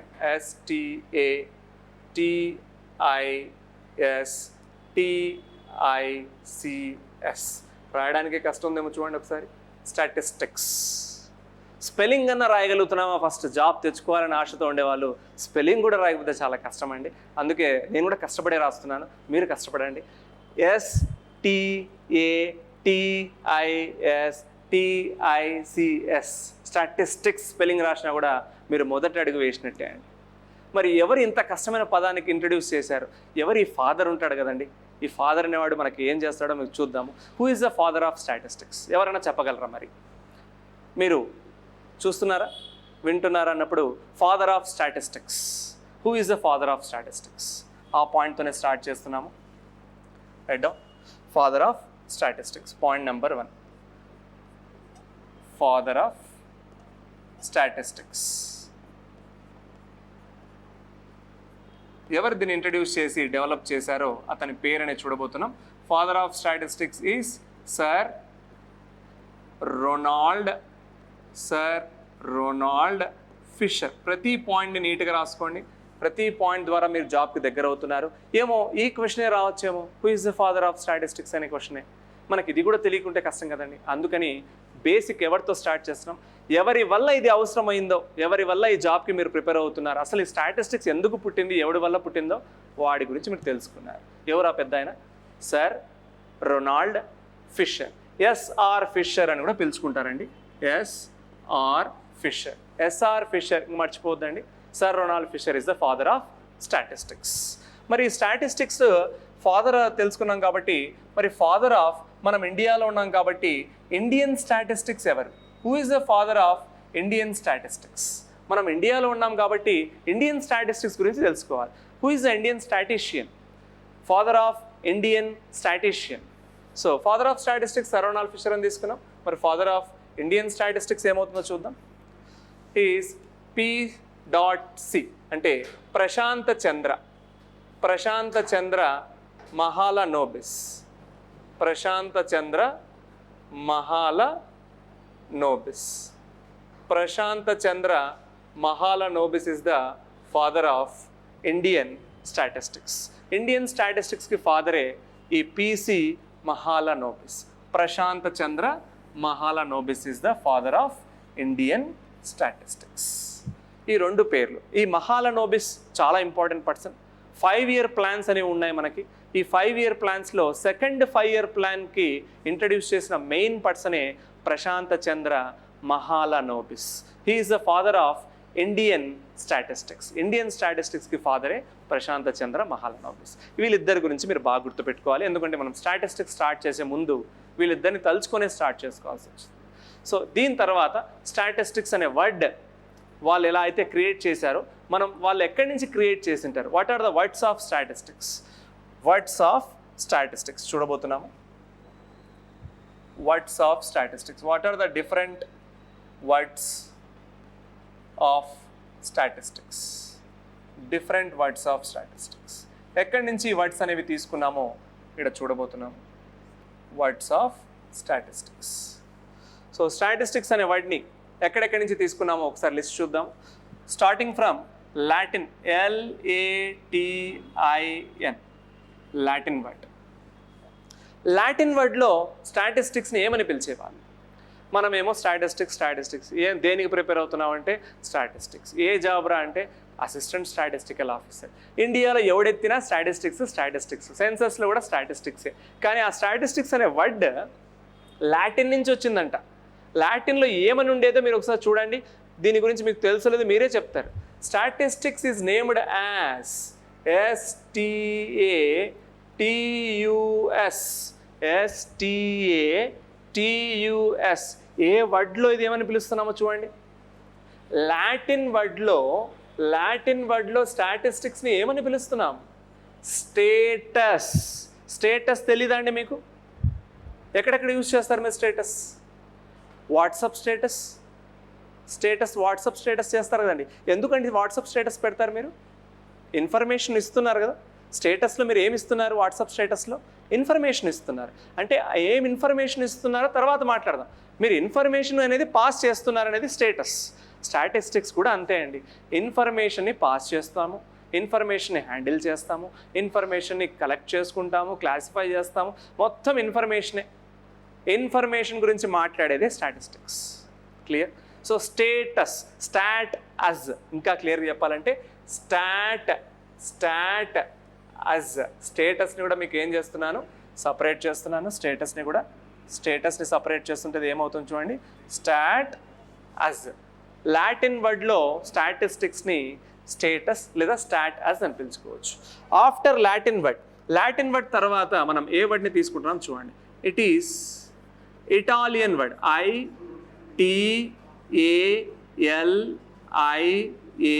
ITALIAN. According to Italian word, statistics is named as. Latin word లో statistics నేమో స్టేటస్. మర్చిపోరు ఇంకా మీరు స్టేటస్ని. స్టాట్ యాజ్ నీ ఇన్ఫర్మేషన్, యాజ్ మన ఇన్ఫర్మేషన్ని మనం ఇవ్వబోతున్నాం అనేదే లాటిన్ వర్డ్. మరి ఇటాలియన్ వర్డ్ ఇట్ సెల్ఫ్ కొన్ని ట్రిక్స్ కూడా పెట్టుకుందాం, కొన్ని షార్ట్ కట్స్ కూడా. ఫస్ట్ టైం వింటుంటారు స్టాటిస్టిక్స్ చాలామంది, కొంతమంది మర్చిపోయి ఉంటారు. వాటి కోసం కొన్ని టెక్నిక్స్ కూడా యూస్ చేసుకుందాం. ఇటాలియన్ వర్డ్లో స్టాటిస్టిక్స్ని ఏమని పిలిచబోతున్నాం? So the name statistics was written as in the Italian word. It is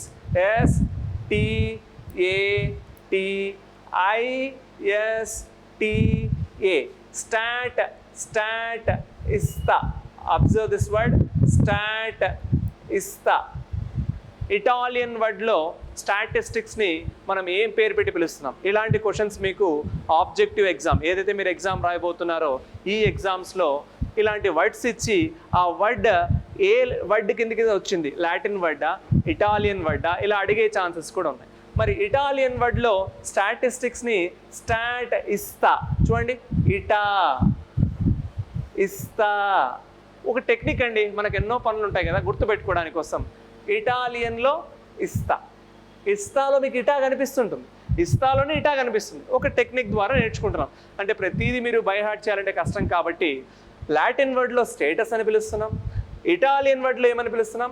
start ఇస్తా అని పిలుస్తున్నాం. మర్చిపోతారా చెప్పండి? ఇటా ఇస్తా, ఇటాలియన్, బాదం పిస్తా అని మీరు వినింటారు. ఏదో ఒకటి గుర్తుపెట్టుకోవడానికి కోసం మీరు నవ్వుకున్నా పర్లా, ఏడ్చినా పర్లేదు, జాబ్ ఇంపార్టెంట్ కదా. లేదంటే వేరే వాళ్ళు నవ్వుతారు, వేరే వాళ్ళు ఏడుస్తారు, లేదా మనమే ఏడ్చాల్సి వస్తుంది. ఇవన్నీ లేకుండా మనం స్ట్రాంగ్గా గుర్తుపెట్టుకోవడానికి కోసం చూద్దాం. సో లాటిన్ వర్డ్లో స్టేటస్, ఇటాలియన్ వర్డ్లో statista. Next according to German word, according to German word, according to German word statistics is named as.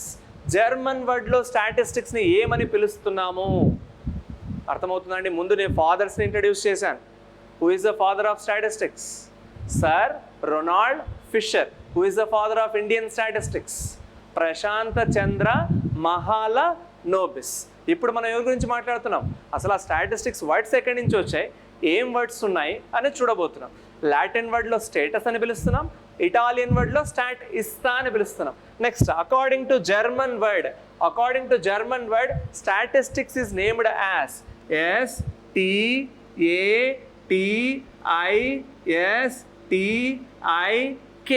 ఏంటి సార్ ఏబీసీలు రాస్తున్నారు? అలా కాదు, ఏబీసీలు లాగే ఉంటాయి, సబ్జెక్ట్ అంతే. స్టాట్ స్టాట్ పలుకోండి మీరే. స్టాటిస్ స్టిక్. ఏం స్టిక్ ఇది? స్టాటిస్టిక్. ఏం స్టిక్ అని గుర్తుపెట్టుకోవాలి. ఏం వర్డ్ అండి ఇది? జర్మన్. జర్మన్ వర్డ్లో స్టాటిస్టిక్స్ని ఏమని పిలుస్తున్నారు? స్టాటిస్టిక్. మీరు ఫెవిస్టిక్ వినింటారు, లిప్స్టిక్ వినింటారు, ఏదో ఒక స్టిక్. ఇది కూడా స్టిక్కే. ఇది ఏం స్టిక్ అంట? జర్మన్ స్టిక్ అంట. మామూలు స్టిక్ కాదండి, జర్మన్ స్టిక్. ఇదేంటి? ఇటాలియన్లో ఇస్తా. ఇటాలియన్లో ఇస్తా, ఇస్తా తీసుకోండి అంటాం కదా. ఏంది ఇస్తా తీసుకోండి? ఇన్ఫర్మేషన్. మీరు తప్పుగా అనుకోకూడదు. Statistics is very positive. పాజిటివ్గానే ఆలోచించాలి. మీకు జాబ్ వస్తుంది, పాజిటివ్. ఇది నేర్చుకుంటే జాబ్ రాదండి, ఇంకా నేర్చుకోవాలి. ఓకే. సో లాటిన్లో స్టేటస్, ఇటాలియన్లో స్టాటిస్తా, జర్మన్లో స్టాటిస్ స్టిక్. స్టిక్ అండి ఇన్ఫర్మేషన్, లేదంటే పడతాయి అంటాం కదా, స్టిక్. జర్మన్లో stick. French, according to French word, according to French word statistics is named as. French వర్డ్లో స్టాటిస్టిక్స్ని ఏమని పిలిచబోతున్నారు? ఒక్కొక్కటి వర్డ్ పెరుగుతుందని బాధపడుతున్నారా? ఇదే last word. Latin, Italian, German, French, ఈ 4 వర్డ్స్ నుంచి ఒక క్వశ్చనే వచ్చే ఛాన్స్ ఉంది మనకి. ఒక్క మార్క్ వచ్చినా కూడా ఆ ఒక్క మార్కుతో జాబ్ కూడా మీకు వచ్చే ఛాన్స్ ఉంది. కాబట్టి ప్రతిదీ నీట్గా ఎక్స్ప్లెయిన్ చేస్తున్నాం. According to French word statistics is named as STATISTIQUE.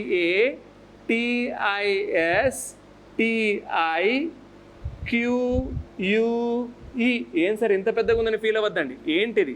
స్టాటిస్టిక్యూ. ఏంటంట? స్టాటిస్టిక్యూ. మామూలు క్యూ కాదు. ఏం క్యూ ఇది?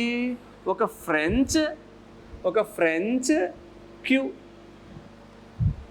ఫ్రెంచ్ క్యూ అంట అండి ఇది. మొత్తం 4 వర్డ్స్ గురించి మనం మాట్లాడుతున్నాం. వర్డ్స్ ఆఫ్ స్టాటిస్టిక్స్ ఏదైతే మీకు సిలబస్ చూపించామో టాపిక్ వైజ్ దాని గురించే మీకు ఎక్స్ప్లెయిన్ చేస్తున్నాం. చాప్టర్ నెంబర్ 6 సబ్జెక్ట్లో ప్రిలిమ్స్లో పనికొస్తుంది, మెయిన్స్లో యూజ్ అవుతుంది. రెండిట్లో యూజ్ అయ్యే సబ్జెక్ట్లో ఒక టాపిక్నే కంప్లీట్ చేయబోతున్నాం. స్టాటిస్టిక్స్ ఫాదర్స్ని ఇంట్రడ్యూస్ చేసాం, అలాగే 4 వర్డ్స్ ఆఫ్ స్టాటిస్టిక్స్ ఇంట్రడ్యూస్ చేసాం. దీన్ని మర్చిపోకూడదు, గుర్తుపెట్టుకోవాలి. ఎలా? లాటిన్లో స్టాటిస్టిక్స్ని స్టేటస్ వెరీ పాపులర్ కదా స్టేటస్. ఇటాలియన్లో ఇటా అంటే మీకు ఏం గుర్తురావాలి? ఇస్తా. ఇటాలియన్లో ఇస్తా, ఇన్ఫర్మేషన్ ఇస్తా, ఇస్తా మర్చిపోకూడదు. ఇటా అంటానే ఇస్తా అని గుర్తొచ్చేయాలి. Statista. German word, German అంటానే stick, German stick, statistik, German stick, statistik లా గుర్తుపెట్టేసుకోవాలి. మీకు అదే గుర్తు రావాలి. ఇంకా స్టిక్ అంటే జర్మన్ స్టిక్ అని చెప్పేయాలి.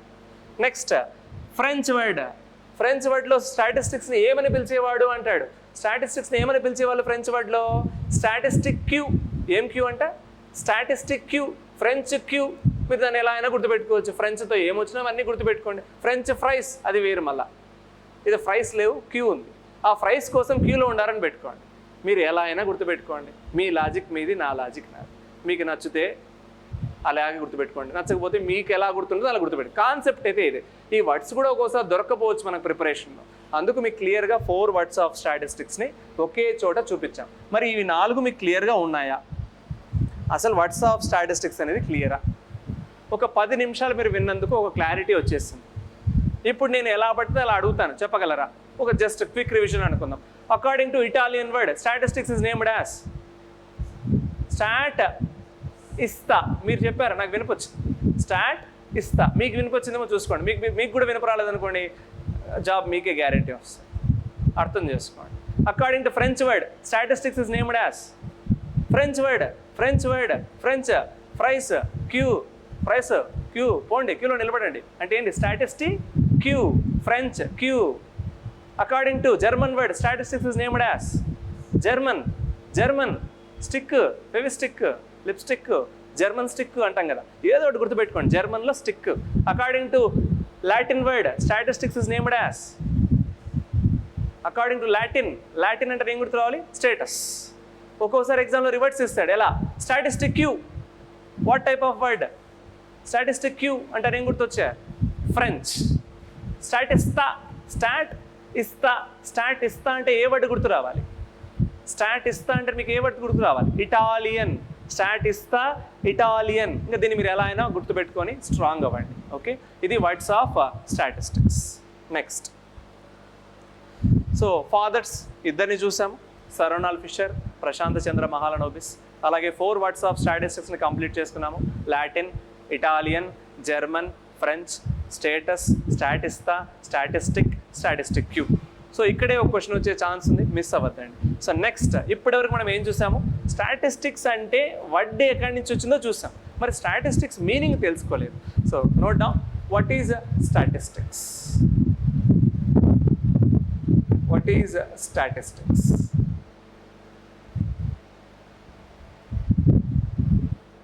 Concept of statistics. So simple లైన్లో స్టాటిస్టిక్స్ అంటే ఏంటో చూద్దాం. సో మనకి అర్థమయ్యే లాంగ్వేజ్లో స్టాటిస్టిక్స్ అనేది ఏంటనేది అబ్జర్వ్ చేద్దాం. ఇంకా పైకి సార్. హలో. మరి స్టాటిస్టిక్స్ని సింపుల్ వర్డ్స్లో ఏమని పిలుస్తామో చూద్దాం. So statistics is the process of data handling. ఎందుకంటే ఈ చాప్టర్ నుంచే స్టాటిస్టిక్స్ అనేది మనకి క్రియేట్ అవుతుంది. స్టాటిస్టిక్స్ క్రియేట్ అవ్వడానికి మెయిన్ రీజనే డేటా హ్యాండ్లింగ్. డేటాని హ్యాండిల్ చేసే ప్రొసీజర్నే స్టాటిస్టిక్స్ అని పిలుస్తాం. మరి డేటాని హ్యాండిల్ చేయడం అంటే, డేటా అంటే ఏంటో తెలియాలి కదా. నేను మరీ చెప్తున్నాను, ప్రతిదీ క్లియర్గా ఒక్కొక్కటి. సో డేటా అనే కాన్సెప్ట్ నుంచి వస్తున్నాము. డేటా ఏంటో తెలియకుండా హ్యాండిల్ చేయలేరు కదా. మళ్ళీ క్లారిటీ చేసుకోండి. హ్యాండిల్ చేయాలి. దేన్ని హ్యాండిల్ చేయాలని చెప్తున్నాము? డేటాని హ్యాండిల్ చేయాలి. మరి డేటా అంటే ఏంటో తెలియకుండా మనం హ్యాండిల్ చేయలేం కాబట్టి ఆ డేటా గురించి తెలుసుకుందాము. అదే మీకు ఫస్ట్ యూనిట్లో ఉంది, చాప్టర్ నెంబర్ 6 స్టాటిస్టిక్స్లో. డేటాని మీరు ఏం చేయబోతున్నారని మనం చూడబోతున్నాం. సో డేటాని హ్యాండిల్ చేయాలి. మరి డేటా అంటే ఏంటంటే collection of any certain information. మీకు సంబంధించిన రిలేటెడ్ ఇన్ఫర్మేషన్ని కలెక్ట్ చేస్తున్నారంటే దాన్నే మనం డేటా అని పిలుస్తాం. Collection of information is called data. Understand? So data అంటే ఏంటండి? ఒక ఇన్ఫర్మేషన్ని కలెక్ట్ చేసుకోవడమే డేటా. ఆ కలెక్ట్ చేసిన ఇన్ఫర్మేషన్ మీ దగ్గర ఉందంటే దాన్ని మీరు ఏం చేయబోతున్నారని తెలుసుకుంటాం. బట్ ఇక్కడ దానికంటే ముందు మీకు ఇంకో పాయింట్ బయటకు వచ్చింది. ఏం పాయింట్ అనేది బయటకు వచ్చింది చూడండి, ఇన్ఫర్మేషన్. అసలు ఇన్ఫర్మేషన్ అంటే ఏంటో తెలియకుండా దాన్ని మీరు ఎలా కలెక్ట్ చేస్తారండి? సో ఫస్ట్ ఆఫ్ ఆల్ మీకు తెలియాల్సింది ఏంటంటే ఇన్ఫర్మేషన్ అంటే ఏంటి, how many types of informations are there.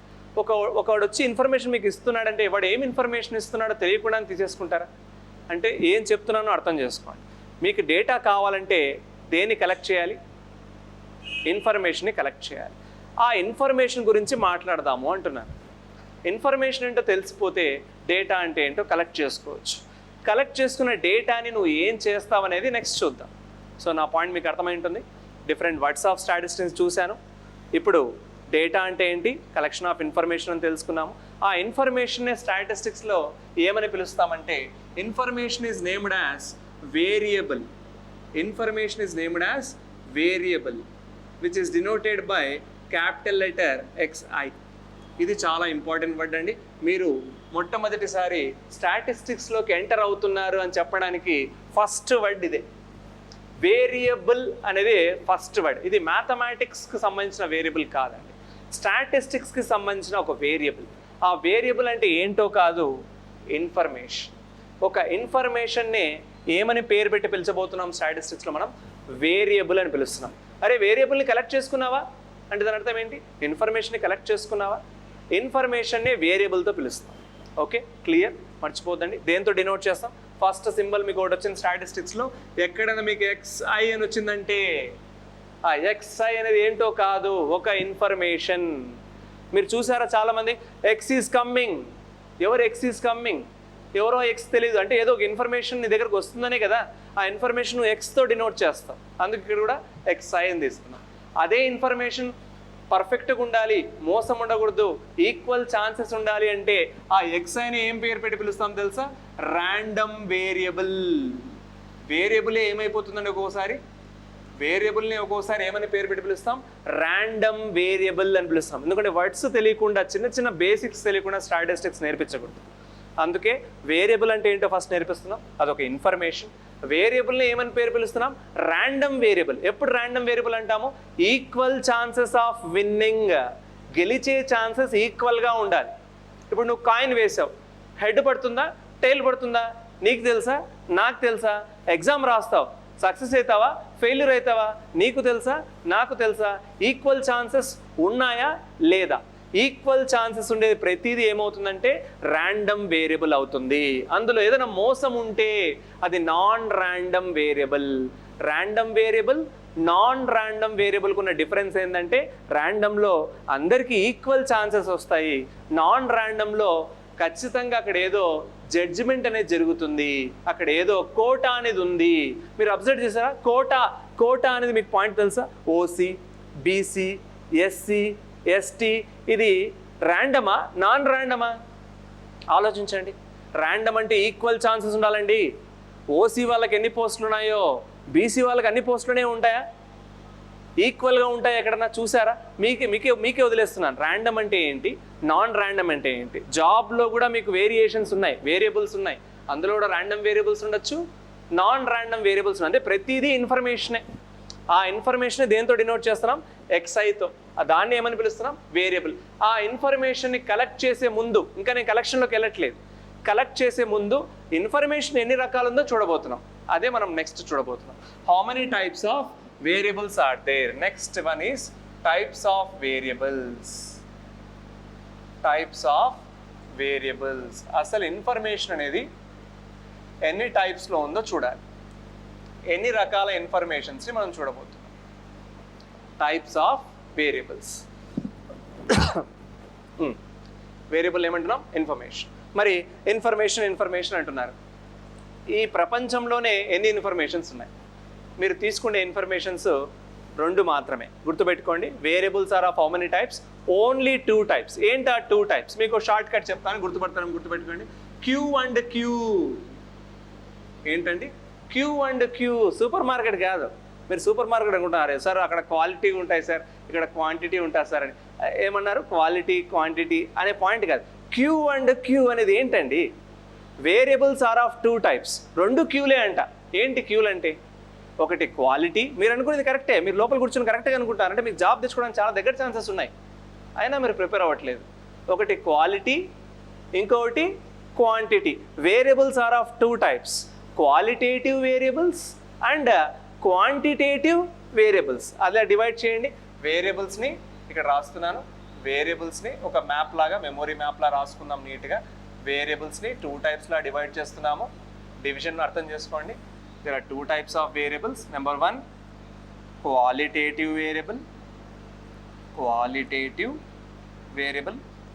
and number 2 is quantitative variable, qualitative variable and quantitative variable. Observe చేయండి, నోట్ చేసుకోండి. Variables are of 2 types, qualitative variables, quantitative variables.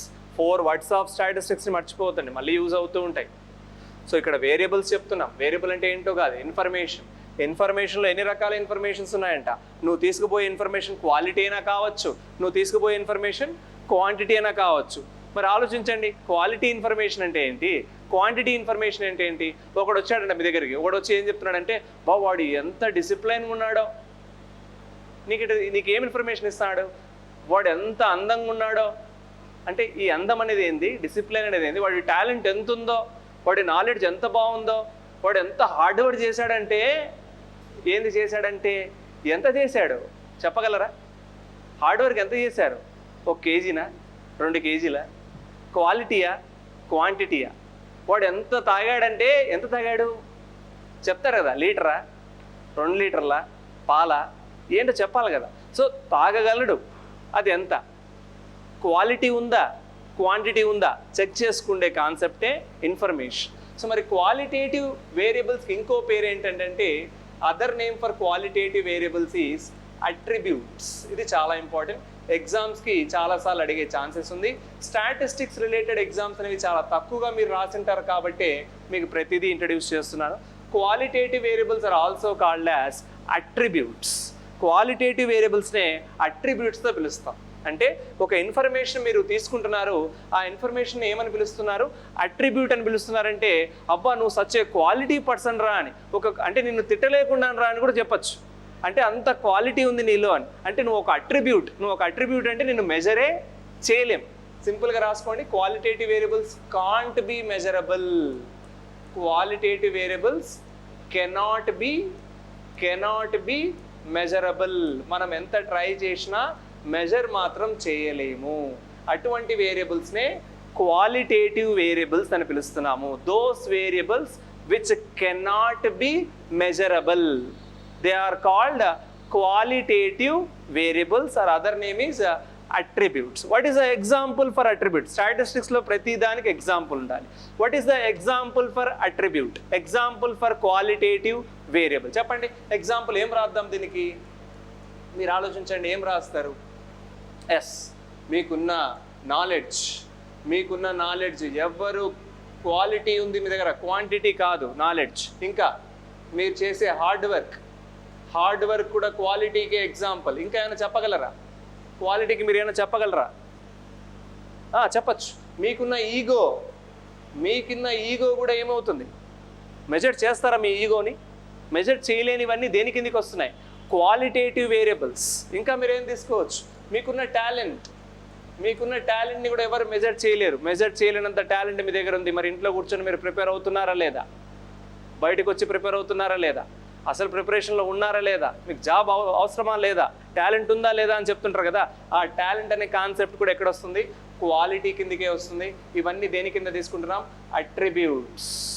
Attributes కింద తీసుకుంటున్నాం. Other name for qualitative వేరియబుల్నే ఒక అట్రిబ్యూట్తో పిలుస్తున్నాం. Clear? Discipline కూడా రాసుకోవచ్చు. మీరు ఎన్ని ఎగ్జాంపుల్స్ అయినా క్రియేట్ చేయొచ్చు. కానీ రేపు ఎగ్జామ్లో మాత్రం ఒక ఎగ్జాంపుల్ వాడు ఇస్తాడు. ఆ ఎగ్జాంపుల్ క్వాలిటీయా క్వాంటిటీయా చెక్ చేయమంటాడు. మీకు కాన్సెప్ట్ ఏముండాలి? క్వాలిటీ అయితే కెనాట్ బి మెజరబుల్. మనం మెజర్ చేయలేకపోతే అది క్వాలిటీ కిందకే వస్తుంది. మరి మెజర్ చేస్తే సార్ అని డౌట్ వస్తుంది కదా, అదే మీ క్వాంటిటేటివ్. ఏమని రాయాలి? Which can be measurable. Quantitative variables are which can be measurable. Cannot be measurable, can be measurable. క్లియర్గా అర్థమైంది కదండి? ఇన్ఫర్మేషన్ గురించి మాట్లాడుతున్నాం, ఎందుకంటే డేటా అంటే ఏంటో తెలిసిపోయింది మీకు. Collection of information. ఆ ఇన్ఫర్మేషన్ ఏంటో తెలియకుండా కలెక్ట్ చేయలేరు కదా. అందుకే మీరు కలెక్ట్ చేసే దాంట్లో క్వాలిటీ అయినా ఉండొచ్చు, మీరు కలెక్ట్ చేసే దాంట్లో క్వాంటిటీ అయినా ఉండొచ్చు. ఆ క్వాంటిటీ అంటే ఏంటంట? విచ్ క్యాన్ బి మెజరబుల్ అంట. మరి మెజర్ చేసేవి ఎన్ని ఉన్నాయండి? మీరు ఎన్నైనా చెప్పచ్చు. What are the measurable variables? What is the example తీసుకుందాం మెజరబుల్ వేరియబుల్స్ కిందకి. మనకు ఒక ఎగ్జాంపుల్ తీసుకుందాం. మెజరబుల్ వేరియబుల్స్ కింద ఒక example. Example for quantitative variables. Your age, మీ ఏజ్ ఎంత అండి? ఎలిజిబిలిటీ క్రైటీరియాలో అడుగుతుంది కదా మీ ఏజ్ ఎంత అని. అంటే ఏజ్ చెప్పలేరా? చెప్పలేనంత ఏజ్ ఉందా మీ దగ్గర? మీ ఏజ్ కూడా క్వాలిటీ కిందకి వస్తుందా? లేదు కదా, క్వాంటిటీ కిందకే వస్తుంది. మీ హైట్, యువర్ హైట్ అంటే రాసే ప్రతిదీ వేరియబులే. హైట్ అనేది వేరియబులే, ఏజ్ అనేది వేరియబులే. నువ్వు దేని గురించి రాస్తున్నావు అదంతా వేరియబుల్ కిందకే వస్తుంది. అదొక ఇన్ఫర్మేషన్ అండి. నువ్వు తీసుకునేదంతా information, it is variable. Height వేరియబులే, వెయిట్ వెయిట్ వెయిట్ కూడా వేరియబులే, which can be measurable. Measure చేసేవన్నీ దేని కిందకి వస్తున్నాయి? Height, weight, age. ఇంకా ఇంకా ఏం రాయొచ్చు? Income of a person. మీ ఇన్కమ్ సంపాదిస్తారు కదా, రేపు జాబ్ వస్తే సంపాదిస్తారు కదా. జాబ్ రాకపోయినా సంపాదిస్తున్నాం సార్ అంటారా? ఏదైనా సంపాదిస్తారు కదా. ఆ సంపాదన కూడా దేని కిందకి వస్తుంది? క్వాంటిటేటివ్ వేరియబుల్ కిందకే వస్తుంది. అర్థం చేసుకోండి. ఇవన్నీ దేని కిందకి వస్తున్నాయి అండ్ సో ఆన్. ఇలాంటివి ఎన్నైనా తీసుకోవచ్చు మీరు. విచ్ క్యాన్ బి మెజరబుల్ ఉన్నాయి, విచ్ కెనాట్ బి మెజరబుల్ ఉన్నాయి. Clarity, variables are of two types, qualitative, quantitative. క్వాలిటీకి ఇంకో పేరు అట్రిబ్యూట్. అట్రిబ్యూట్ అంటే విచ్ కెనాట్ బి మెజరబుల్. మరి దేని గురించి మాట్లాడాలి ఇప్పుడు? క్వాంటిటీ. మెజర్ చేస్తున్నాం. మెజర్ చేస్తున్నామంటే మళ్ళీ ఇందులో ఏమైనా క్రియేట్ చేయడానికి ఛాన్స్ ఉందా? లేదు. ఇది క్వాలిటీ అండి. దీన్ని ఏమైనా చేయగలమా? క్వాలిటీని మనం డివైడ్ చేయగలమా? క్లాసిఫై అయినా చేయగలమా? ఎందుకంటే మెజరే చేయలేకున్నాం. మెజరే చేయలేనప్పుడు ఇంకేమైనా చేయగలమా? దాన్ని ఏమీ చేయలేము. సో మనం దీన్ని మాత్రం, క్వాంటిటేటివ్ వేరియబుల్స్ని మాత్రం మళ్ళీ డివైడ్ చేయొచ్చు. How many types of quantitative variables are there అనేది చూడబోతున్నాం. ఎందుకంటే మెజర్ చేస్తున్నాం కదా. మెజర్ చేస్తున్నామంటే మీరు ప్రిపేర్ అవుతున్నారండి, సార్ సపోర్ట్ చేయండి అంటే చేస్తాం. మీరు ఇంకా సపోర్ట్ చేస్తాం. మీరు ప్రిపేర్ అవుతున్నారు, సార్ మాకు అది కావాలి ఇది కావాలి అడగండి. మీరు ఎందుకంటే ప్రిపేర్ అవుతున్నారు. వీడియో ప్రిపేరే కావడంలా వాడికి ఏం సపోర్ట్ చేస్తాము? వాడి క్వాలిటీ పర్సన్, వాడి దగ్గర క్వాలిటీ చాలా ఉందంట. మెజర్ చేయలేకున్నాం వాడికి. మెజర్ చేయలేని వాడికి ఏం సపోర్ట్ చేయగలము? వాడి దగ్గర మంచి క్వాలిటీ ఉంది చాలు, ఎటువంటి డివిజన్ లేదు. ఇక్కడ అలా కాదు కదా. వీడు చేయగలడంట, చేయగలడు అనేవాడికి మనం ఏదైనా చేయొచ్చు. చేయలేము అనే వాళ్ళకి ఏం చేస్తామండి? మీరు ప్రిపేర్ అవుతున్నారా, అవ్వలేరా? డిసైడ్ చేసుకోండి. సో క్వాంటిటేటివ్ వేరియబుల్స్ని మళ్ళీ మనం ఏం చేయబోతున్నాము? డివైడ్ చేయబోతున్నాము. ఇది మీ మైండ్లోకి ఎక్కి కూర్చొని రివిజన్ చేసే ప్రొసీజర్లో ఉండాలి. So quantitative variables are again divided into how many types? 2 types. అవేంటో చూడబోతున్నాం. Quantitative variables. Quantitative variables are divided into 2 types. ఏంటి 2 types అంటే? Number 1 discrete variable. Number 1 is discrete variable, పేరు చూడండి. And number 2 is continuous variable. Discrete variable and continuous variable. There are 2 types of quantitative variables. ఈ words చాలా important. స్టాటిస్టిక్స్లో మీరు దిగుతున్నారని మీకు అర్థమవుతుంది. Variable అనే వర్డ్లోకి వచ్చారు, ఇన్ఫర్మేషన్ వేరియబుల్ అంటామని తెలుసుకున్నారు. 2 టైప్స్ ఆఫ్ వేరియబుల్స్ చూసాం, క్వాలిటేటివ్ వేరియబుల్స్, క్వాంటిటేటివ్ వేరియబుల్స్ చూసాం. ఇప్పుడు క్వాంటిటీని మెజర్ చేయొచ్చు కాబట్టి విచ్ క్యాన్ బి మెజరబుల్ అన్నాం కాబట్టి అందులో డిస్క్రీట్ ఉన్నాయి, అలాగే కంటిన్యూస్ ఉన్నాయి. అవి ఏమున్నాయి ఒకసారి చూద్దాం. డిస్క్రీట్ అండ్ కంటిన్యూస్ అనేవి ఒకసారి చెక్ చేద్దాం.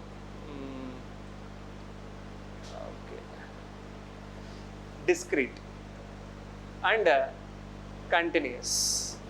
Discrete variables ఉన్నాయి, కంటిన్యూస్ వేరియబుల్స్ ఉన్నాయి. మరి అబ్జర్వ్ చేద్దాం. సో క్వాంటిటీ అంటే ఏంటి? Which can be measurable. Measure చేసే వాటిలో డిస్క్రీట్ అంటే ఏంటి, కంటిన్యూస్ అంటే ఏంటి, డివిజన్ ఎలా ఉందో చూడండి.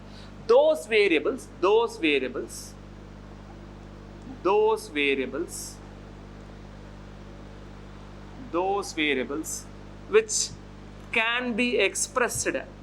which can be expressed, those variables which can be expressed only in integers. Those variables which can be expressed only in integers. చెప్పేటప్పుడే నీట్గా వినేసేయండి. మళ్ళీ మీకు రివిజన్ పర్పస్ లేకుండా మీ మైండ్లోకి ఎక్కించేలా ప్లాన్ చేస్తున్నాం. దేంట్లోకి అంటే those variables which can be expressed only in integers. ఇంటీజర్స్లోకి మాత్రమే express చేయగలిగితే వాటినే మనం డిస్క్రీట్ వేరియబుల్స్ అని పిలుస్తున్నాం. అంటే మీకు అర్థం కాకపోవచ్చు, ఏంటి సార్ డిస్క్రీట్ అంటున్నారు, ఇంటీజర్ అంటున్నారు, ఎక్స్ప్రెస్ అంటున్నారు, ఎలా అర్థం చేసుకోవాలి అనుకున్న వాళ్ళకి ఎగ్జాంపుల్తోనే అర్థమవుతుంది. ఒక ఎగ్జాంపుల్ తీసుకుంటే అది డిస్క్రీట్ వేరియబులా కాదా తెలుస్తుంది. అంటే తీసుకునే ఎగ్జాంపుల్ అంటే నువ్వు రాయబోయే ఇన్ఫర్మేషన్, నువ్వు తీసుకునే ఇన్ఫర్మేషన్ దేంట్లో కన్వర్ట్ చేయగలగాలంట ఇంటీజర్. ఇంటీజర్ అంటే ఏంటి? Integer is a fixed value, that is a fixed value, not a decimal value. Decimal వాల్యూకి ఇంటీజర్కి డిఫరెన్స్ చాలా ఉందండి. అంటే పాయింట్ పెట్టి రాస్తారు కదా. ఫర్ ఎగ్జాంపుల్ మీ హైట్ ఎంత అంటే కొంతమంది ఏమంటారండి 5.2 సార్ నా హైట్, 5.3 సార్ నా హైట్ అంటాడు. అంటే ఇక్కడ ఈ 5 అనేది ఏంటి, ఈ 0.2 అనేది ఏంటి మీరు అర్థం చేసుకుంటే క్లారిటీ వచ్చేస్తుంది. 5 అనేది ఇంటగ్రల్ పార్ట్, అంటే ఇది ఒక ఇంటీజర్. 5 అనేది ఇది ఒక ఇంటీజర్. ఈ 0.2 ఉంది కదా అది డెసిమల్ పార్ట్ అవుతుంది. 0.2 అనేది డెసిమల్ పార్ట్ అవుతుంది. సో అర్థం చేసుకోండి, డెసిమల్ అంటే పాయింట్స్ పెట్టి తీసుకుంటాము, ఇంటీజర్ అయితే ఫిక్స్డ్ వాల్యూ తీసుకుంటాము. ఫిక్స్డ్గా ఒక నెంబర్ ఉండాలి, రౌండెడ్ కాదు. ఒకప్పుడు పాయింట్లలో ఉండేది 99.999, ఆ 0.99 అంటే డెసిమల్ వచ్చింది, ఇంటీజర్ కాదు అది. మరి ఇంటీజర్ కిందకి ఏమొస్తుందనే చూద్దాం. Example, what is the best example for discrete variable? ఒక బెస్ట్ ఎగ్జాంపుల్ చూద్దాం. డిస్క్రీట్ వేరియబుల్కి ఉన్న ఒక బెస్ట్ ఎగ్జాంపుల్, రీసెంట్గా మనం క్రికెట్ అనేది చూస్తున్నాం. క్రికెట్లో ఐపీఎల్ అనే కాన్సెప్ట్ ఉంది, ఇండియన్ ప్రీమియర్ లీగ్. ఈ ఐపీఎల్ క్రికెట్లో మీరు ఒక క్రికెటర్ రన్స్ చేస్తున్నాడంట, runs scored by a cricketer, runs scored by a cricketer. ఒక క్రికెటర్ అనేవాడు ఏం చేస్తున్నాడు, రన్స్ స్కోర్ చేస్తున్నాడంట. మరి రన్స్ స్కోర్ చేస్తున్న క్రికెటర్ ఎన్ని రన్స్ స్కోర్ చేస్తాడు? 1 రన్ లేదా 2 రన్స్, 4 రన్స్, 6 రన్స్, 99 1 రన్కి దూరంలో ఉన్నాడు 100 రన్స్. అంటే ఇక్కడ ఏం చెప్తున్నాం, ఎక్కడైనా డెసిమల్ వాల్యూస్ మాట్లాడుతున్నాం? అసలు ఛాన్స్ అన్న ఉందా? మనం తీసుకునే ఎగ్జాంపుల్ అనేది డిస్క్రీట్ వేరియబుల్ అవుతుందా కాదా డిసైడ్ చేసుకోండి. Those variables which can be expressed only in ఇంటీజర్స్లోకి మాత్రమే చేంజ్ చేయగలిగితే ఆ వేరియబుల్స్నే డిస్క్రీట్ వేరియబుల్స్ అని పిలుస్తాం. Try to understand the concept. ఇంకొక ఎగ్జాంపుల్ క్రియేట్ చేయండి, డిస్క్రీట్లోకి కన్వర్ట్ చేసి, అంటే ఇంటీజర్స్లోకి మాత్రమే మార్చగలగాలి. నువ్వు ఏ ఇన్ఫర్మేషన్ అయినా తీసుకో, దీన్ని డెసిమల్లో మార్చలేడు. ఎప్పుడైనా చూసారా 4.5 రన్స్, 5.5 రన్స్, గాల్లో ఉంది కింద పడితే 0.5 అట్లా కాదండి. 4 రన్సా 6 రన్సా అని క్లియర్గా ఉంటుంది.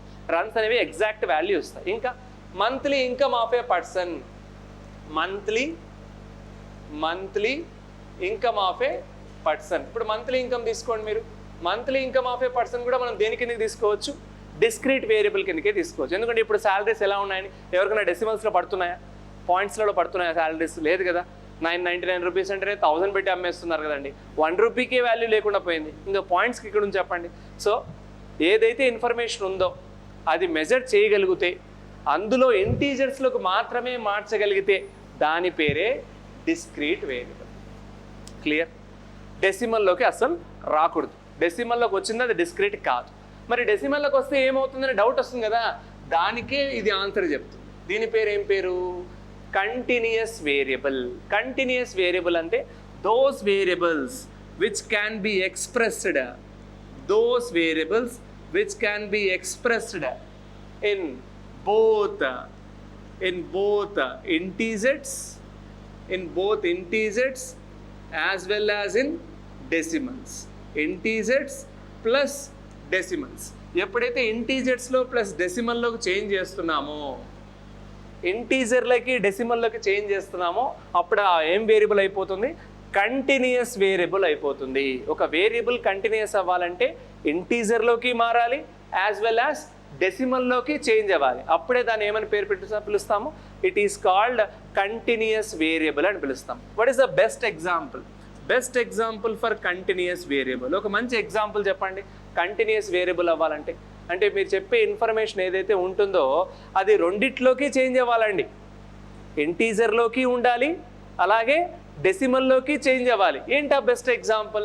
Sir height of a person, height of a person, weight of a person, height of a person, weight of a person, ఇవి ఎందుకు కంటిన్యూస్ వేరియబుల్ అవుతాయి sir? First of all height weight అనేది క్వాంటిటేటివా కాదా? మీరు ఫస్ట్ ఆలోచించాల్సింది ఒక ఇన్ఫర్మేషన్ వస్తూనే అది క్వాలిటీ ఇన్ఫర్మేషనా క్వాంటిటీ ఇన్ఫర్మేషన్ అనేది డిసైడ్ అయిపోవాలండి. విచ్ క్యాన్ బీ మెజరబులా విచ్ కెనాట్ బీ మెజరబులా తెలుసుకోవాలి. విచ్ క్యాన్ బీ మెజరబుల్ అయితే కంపల్సరీ దానిలో డివిజన్ ఉంటుంది. అది డిస్క్రీట్ వేరియబులా కంటిన్యూస్ వేరియబులా? కంటిన్యూస్ అవ్వాలంటే ఏమని చెప్తున్నాను, నేను చెప్పబోయే ఇన్ఫర్మేషన్ అనేది ఇంటీజర్లోకి ఉండాలి యాజ్ వెల్ యాజ్ డెసిమల్లోకి చేంజ్ చేసే ఛాన్స్ ఉండాలి. ఫర్ ఎగ్జాంపుల్ హైట్ అంటే ఏమంటారండి, మీరు డేటాని కలెక్ట్ చేసుకోండి, సెన్సస్ వాళ్ళు వచ్చారు, లేదా ఒక క్లాస్ రూమే తీసుకోండి, ఒక టీచర్ నిలబెట్టి ఒక్కొక్క స్టూడెంట్ అడుగుతున్నాడు, ఏమ్మా నీ హైట్ ఎంత? ఒక స్టూడెంట్ ఏమన్నాడు, సార్ నేను 5 feet ఉన్నా సార్, ఎగ్జాక్ట్లీ 5.0, అవసరం లేదు 5 feet exactly, okay done 5 feet ఉన్నాడు. ఒకడు 5, ఇంకోటి ఏమంటున్నాడు, సార్ నేను 5.2 ఉన్నా, సార్ నేను 6 ఉన్నా, సార్ నేను 6.1 ఉన్నా, సార్ నేను 5.4 ఉన్నా. ఇక్కడ ఏం అబ్జర్వ్ చేస్తున్నారు, కొంతమంది ఏమో ఎగ్జాక్ట్ ఇంటీజర్ ఉంటున్నారు, కొంతమంది ఏమో డెసిమల్స్లోకి వస్తున్నారు. వెయిట్ కూడా చూసారా మీరు ఎప్పుడన్నా? మీ వెయిట్స్ వేసుకొని చూడండి, కేజెస్లో మళ్ళీ ఏముంటాయి, గ్రామ్స్ కూడా ఉంటాయి. కేజీ ఉంటుంది, గ్రామ్ ఉంటుంది, అంటే 68 kg 500 grams అని ఉంటుంది. ఇట్లా ఒక్కోసారి ఎగ్జాక్ట్లీ 68 kg ఉండొచ్చు తను. అంటే మీరు ఏదైతే ఇన్ఫర్మేషన్ తీసుకుంటున్నారో అది ఇంటీజర్లోకి మారుతూ ఉండాలి యాజ్ వెల్ యాజ్ డెసిమల్లోకి చేంజ్ అవుతూ ఉండాలి. అటువంటి ఇన్ఫర్మేషన్, అటువంటి వేరియబుల్నే ఏం వేరియబుల్ అంటాము, క్వాంటిటేటివ్ వేరియబుల్ అంటాము. అందులోపలికి వెళ్తే దాని పేరే కంటిన్యూస్ వేరియబుల్. ఇది బెస్ట్ క్వశ్చన్, ఎగ్జామ్లో అడగచ్చు. What is the example of continuous variable అని ABCD అని 4 ఆప్షన్స్ ఇస్తాడు. మీకు క్లారిటీ రావాలి కదా, అసలు కంటిన్యూస్ వేరియబులే తెలియకపోతే ఎగ్జాంపుల్ మీరు రాయగలరా? అది చెప్తున్నాను. సో వేరియబుల్స్ అనేవి 2 types ఉన్నాయి, క్వాలిటేటివ్ వేరియబుల్స్, క్వాంటిటేటివ్ వేరియబుల్స్. క్వాలిటీని మెజరే చేయలేం కాబట్టి దానికి ఇంకో పేరు పెట్టి పిలవాలంటే అట్రిబ్యూట్స్ అని పిలుస్తున్నాము. ఎగ్జాంపుల్స్ చూశారు. క్వాంటిటీని మెజర్ చేయొచ్చు, మెజర్ చేయడంలో మళ్ళీ 2 రకాలు చూసాం, discrete variables, continuous variables. Discrete అంటే ఏమవ్వాలని చెప్తున్నాము, ఎక్స్ప్రెస్డ్ ఓన్లీ ఇన్ ఇంటీజర్స్. నువ్వు ఏదైనా ఇన్ఫర్మేషన్ చెప్తే ఇంటీజర్స్లోకి మాత్రమే మార్చాలి. డజన్ అరటి పండ్లు కొన్నాము, డజన్ అంటే ఎంత అండి? 10, 20, 30, 50? సార్ మీరు ఇదేవి కాదు సార్ అంటారా? ఏది కాదంటే మీకు అర్థమైపోయినట్టే కాన్సెప్ట్. డజన్ అంటే 12.5 అంటారా? అర డజన్ అంటే అర్థం చేసుకోండి. ఎగ్జాక్ట్ ఇంటీజర్ వాల్యూ చెప్తున్నారంటే అది దేని కిందకి వస్తుంది, డిస్క్రీట్ వేరియబుల్ కిందకి వస్తుంది. ఎగ్జాక్ట్ ఇంటీజర్ అయితే ఇంటీజర్తో పాటు డెసిమల్లోకి చేంజ్ అవుతుంది అంటే, ఇంటీజర్తో పాటు డెసిమల్లోకి చేంజ్ అవుతుంది, దాని పేరు ఏంటి, కంటిన్యూస్ వేరియబుల్. వాడు క్వశ్చన్ పేపర్లో వాడు ఏం అడుగుతున్నాడో అబ్జర్వ్ చేయండి. ఇంటీజర్లో ఉందా, కంటిన్యూస్లో ఉందా, చదవండి, అర్థం చేసుకోండి, అది ఏ వేరియబుల్లో డిసైడ్ చేసేయండి. క్వాలిటీ అయితే మీకు చూస్తానే కనపడిపోతుంది, క్వాంటిటీ అయితే ఇది డిస్క్రీట్ అన్న అవుతుంది లేదా కంటిన్యూస్ అన్న అవుతుంది. ఎప్పుడు డిస్క్రీట్ అవుతుంది, ఎప్పుడు కంటిన్యూస్ అవుతుందో ఫిక్స్ అయిపోండి, మర్చిపోతండి. ఈ టాపిక్ ఇక్కడితో కంప్లీట్. ఏది, వేరియబుల్స్ అండ్ ఇట్స్ టైప్స్. ఇప్పటివరకు మనం ఇంకా డేటా లోపలికి వెళ్ళలేదు పూర్తిగా. డేటాని అసలు డేటా అంటే ఏమని చెప్పాం, కలెక్షన్ ఆఫ్ ఇన్ఫర్మేషన్. కలెక్షన్ చేయకముందే ఏం చేసాం మనం, ఇన్ఫర్మేషన్ అంటే ఏంటో చూసాం. ఇన్ఫర్మేషన్ అంటే నీట్గా తెలిసిపోయింది. ఇన్ఫర్మేషన్ అంటే క్వాలిటీ అయినా ఉంటుంది, క్వాంటిటీ అయినా ఉంటుందని క్లారిటీ వచ్చేసింది. ఇప్పుడు మీరు ఏం చేయాలి, ఇన్ఫర్మేషన్ని కలెక్ట్ చేయాలి. ఇప్పటివరకు మీ దగ్గర నుంచి ఇన్ఫర్మేషన్ ఇంకా కలెక్షనే జరగలేదు.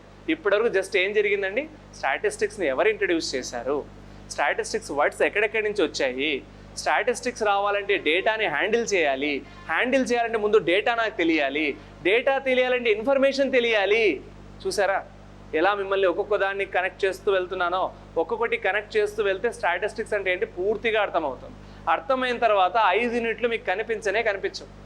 చాలా ఈజీగా 5 యూనిట్స్ మీరు కంప్లీట్ చేయగలుగుతారని నమ్మకం మీకు వస్తే మీరు ఇక్కడ నుంచి రెగ్యులర్గా క్లాసెస్ వినండి, ఫోకస్ చేయండి, స్టడీ చేయండి. ఓకే, ఈ యాదాద్రి స్టడీ సర్కిల్ ద్వారా మీకు both offline and online classes జరుగుతాయి. క్లియర్? ఇప్పటివరకు జరిగిన టాపిక్లో మీకు అన్నీ గుర్తున్నాయో లేదో ఒకసారి చెక్ చేసుకోండి, ప్రతి పాయింట్ని నోట్ చేయండి. సో వేరియబుల్స్ని కంప్లీట్ చేసాం, వర్డ్స్ ఆఫ్ స్టాటిస్టిక్స్ని కంప్లీట్ చేసాం. ఇప్పుడు డేటా అంటే ఏంటో, కలెక్షన్ ఆఫ్ ఇన్ఫర్మేషన్ అన్నాం కదా, ఆ ఇన్ఫర్మేషన్ ఏం చేయబోతున్నాం, ఇప్పుడు కలెక్ట్ చేయబోతున్నాం. దాన్ని ఏమంటున్నాం, data collection. What is the next topic, data collection. Right, next topic ఏంటో నోట్ చేసుకోండి, డేటా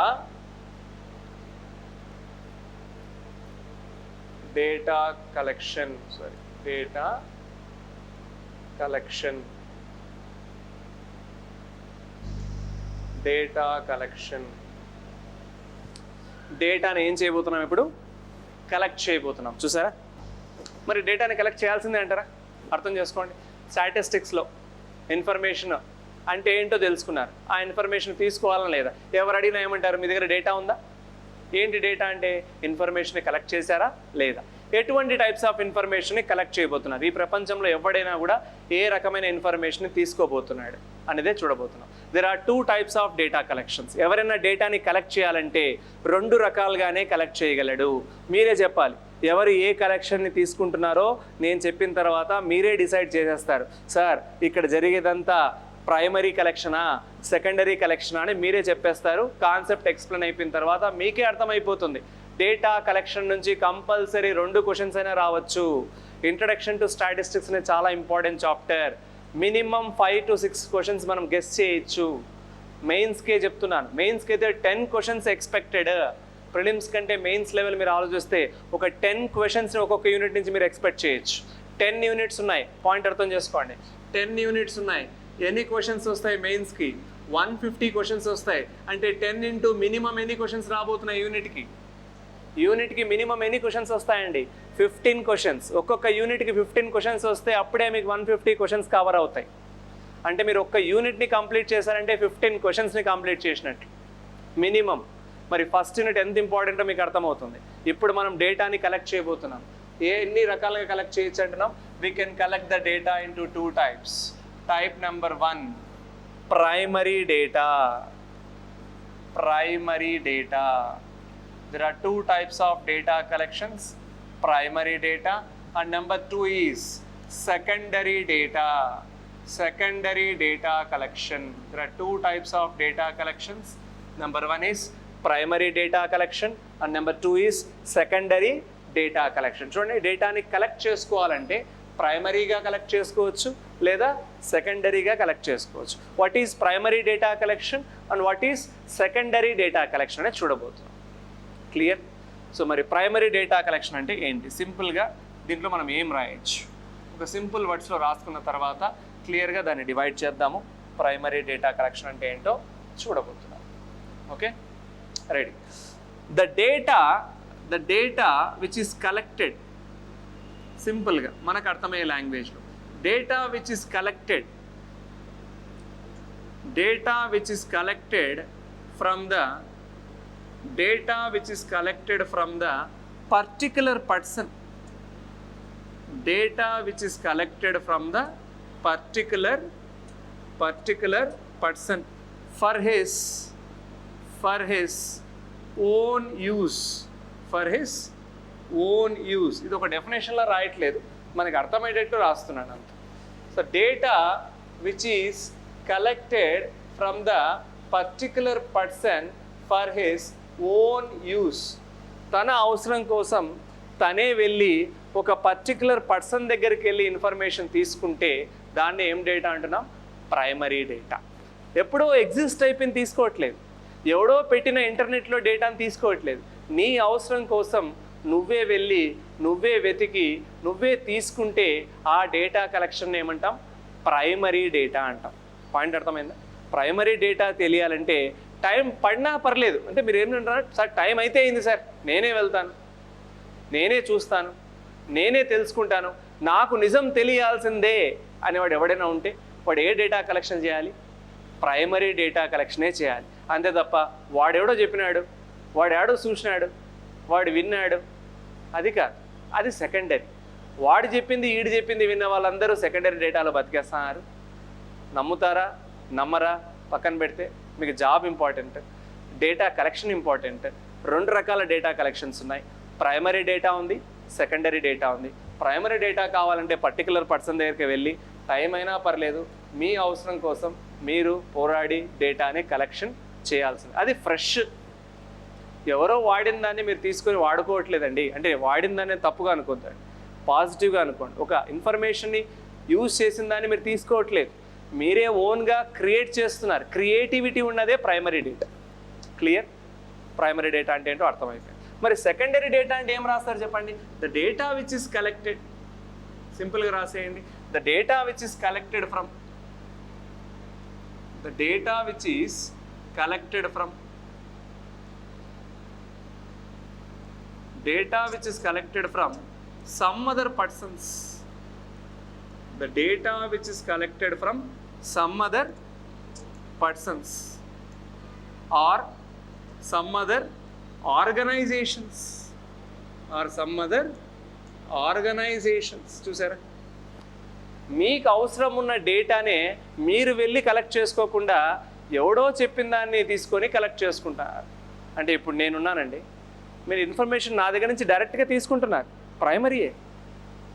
నా దగ్గర వచ్చి కూర్చొని మీరు విన్నారు, ప్రైమరీయే. డైరెక్ట్ నాతోనే మీరు మాట్లాడుతున్నారు, ప్రైమరీయే.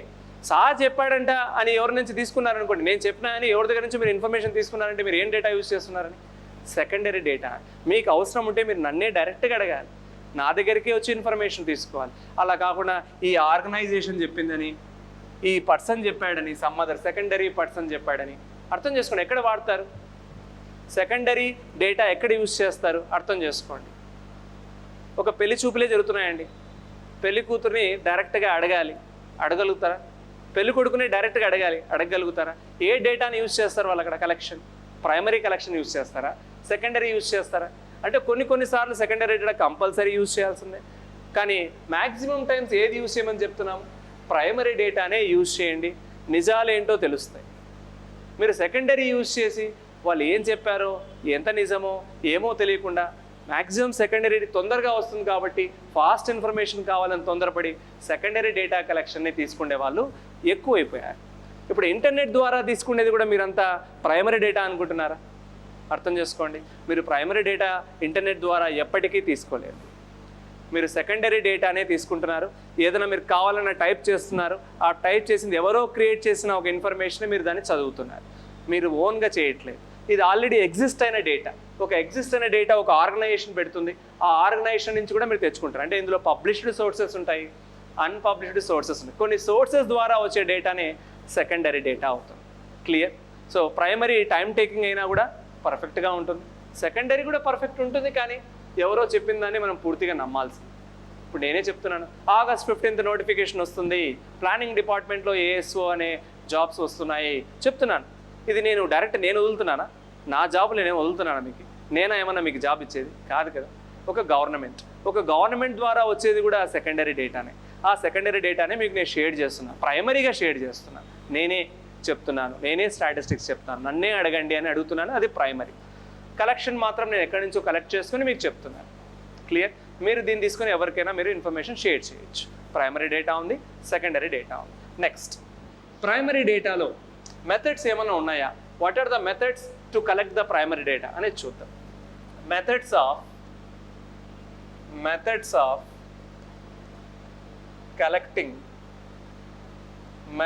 Of collecting primary data. ప్రైమరీ డేటాలో ఏవైనా మెథడ్స్ ఉన్నాయా కలెక్ట్ చేయడానికి అనేది చూద్దాం. What are the methods of collecting primary data? ప్రైమరీ డేటాలో మెథడ్స్ ఏమున్నాయో ఒకసారి చెక్ చేసుకోండి. Methods of collecting primary data. First method number 1, డేటాని కలెక్ట్ చేయడం అనేది ఎంత ఇంపార్టెంట్, వాటిలో ఎన్ని మెథడ్స్లో కలెక్ట్ చేయొచ్చు. ప్రైమరీ డేటా అంటే మీకు అర్థమైపోయింది, the data wise is collected from the particular person for his own use.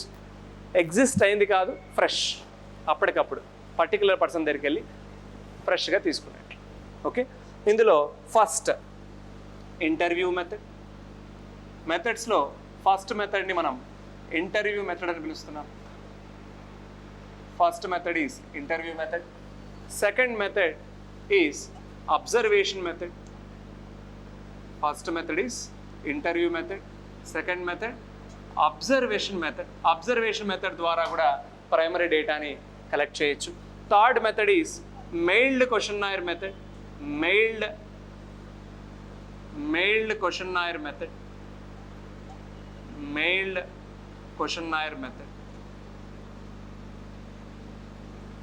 Interview method, observation method, mailed questionnaire method. Fourth method is questionnaires filled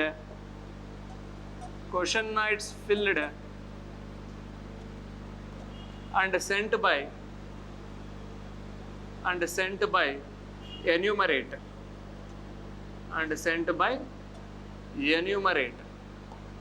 చూసారా, there are 4 methods of data collecting primary data. Methods of collecting primary dataలో మీరు observe చేస్తే ఇక్కడ ఎన్ని methods ఉన్నాయని చెప్తున్నాము? 4 methods ఉన్నాయి. Interview method ద్వారా collect చేయొచ్చంట, interview method ద్వారా. అబ్జర్వేషన్ చేస్తూ కూడా కలెక్ట్ చేయొచ్చంట. అలాగే మెయిల్డ్ క్వశ్చన్నాయర్ మెథడ్, మెయిల్ ద్వారా క్వశ్చన్నాయర్స్ని తీసుకొని కూడా కలెక్ట్ చేయొచ్చు.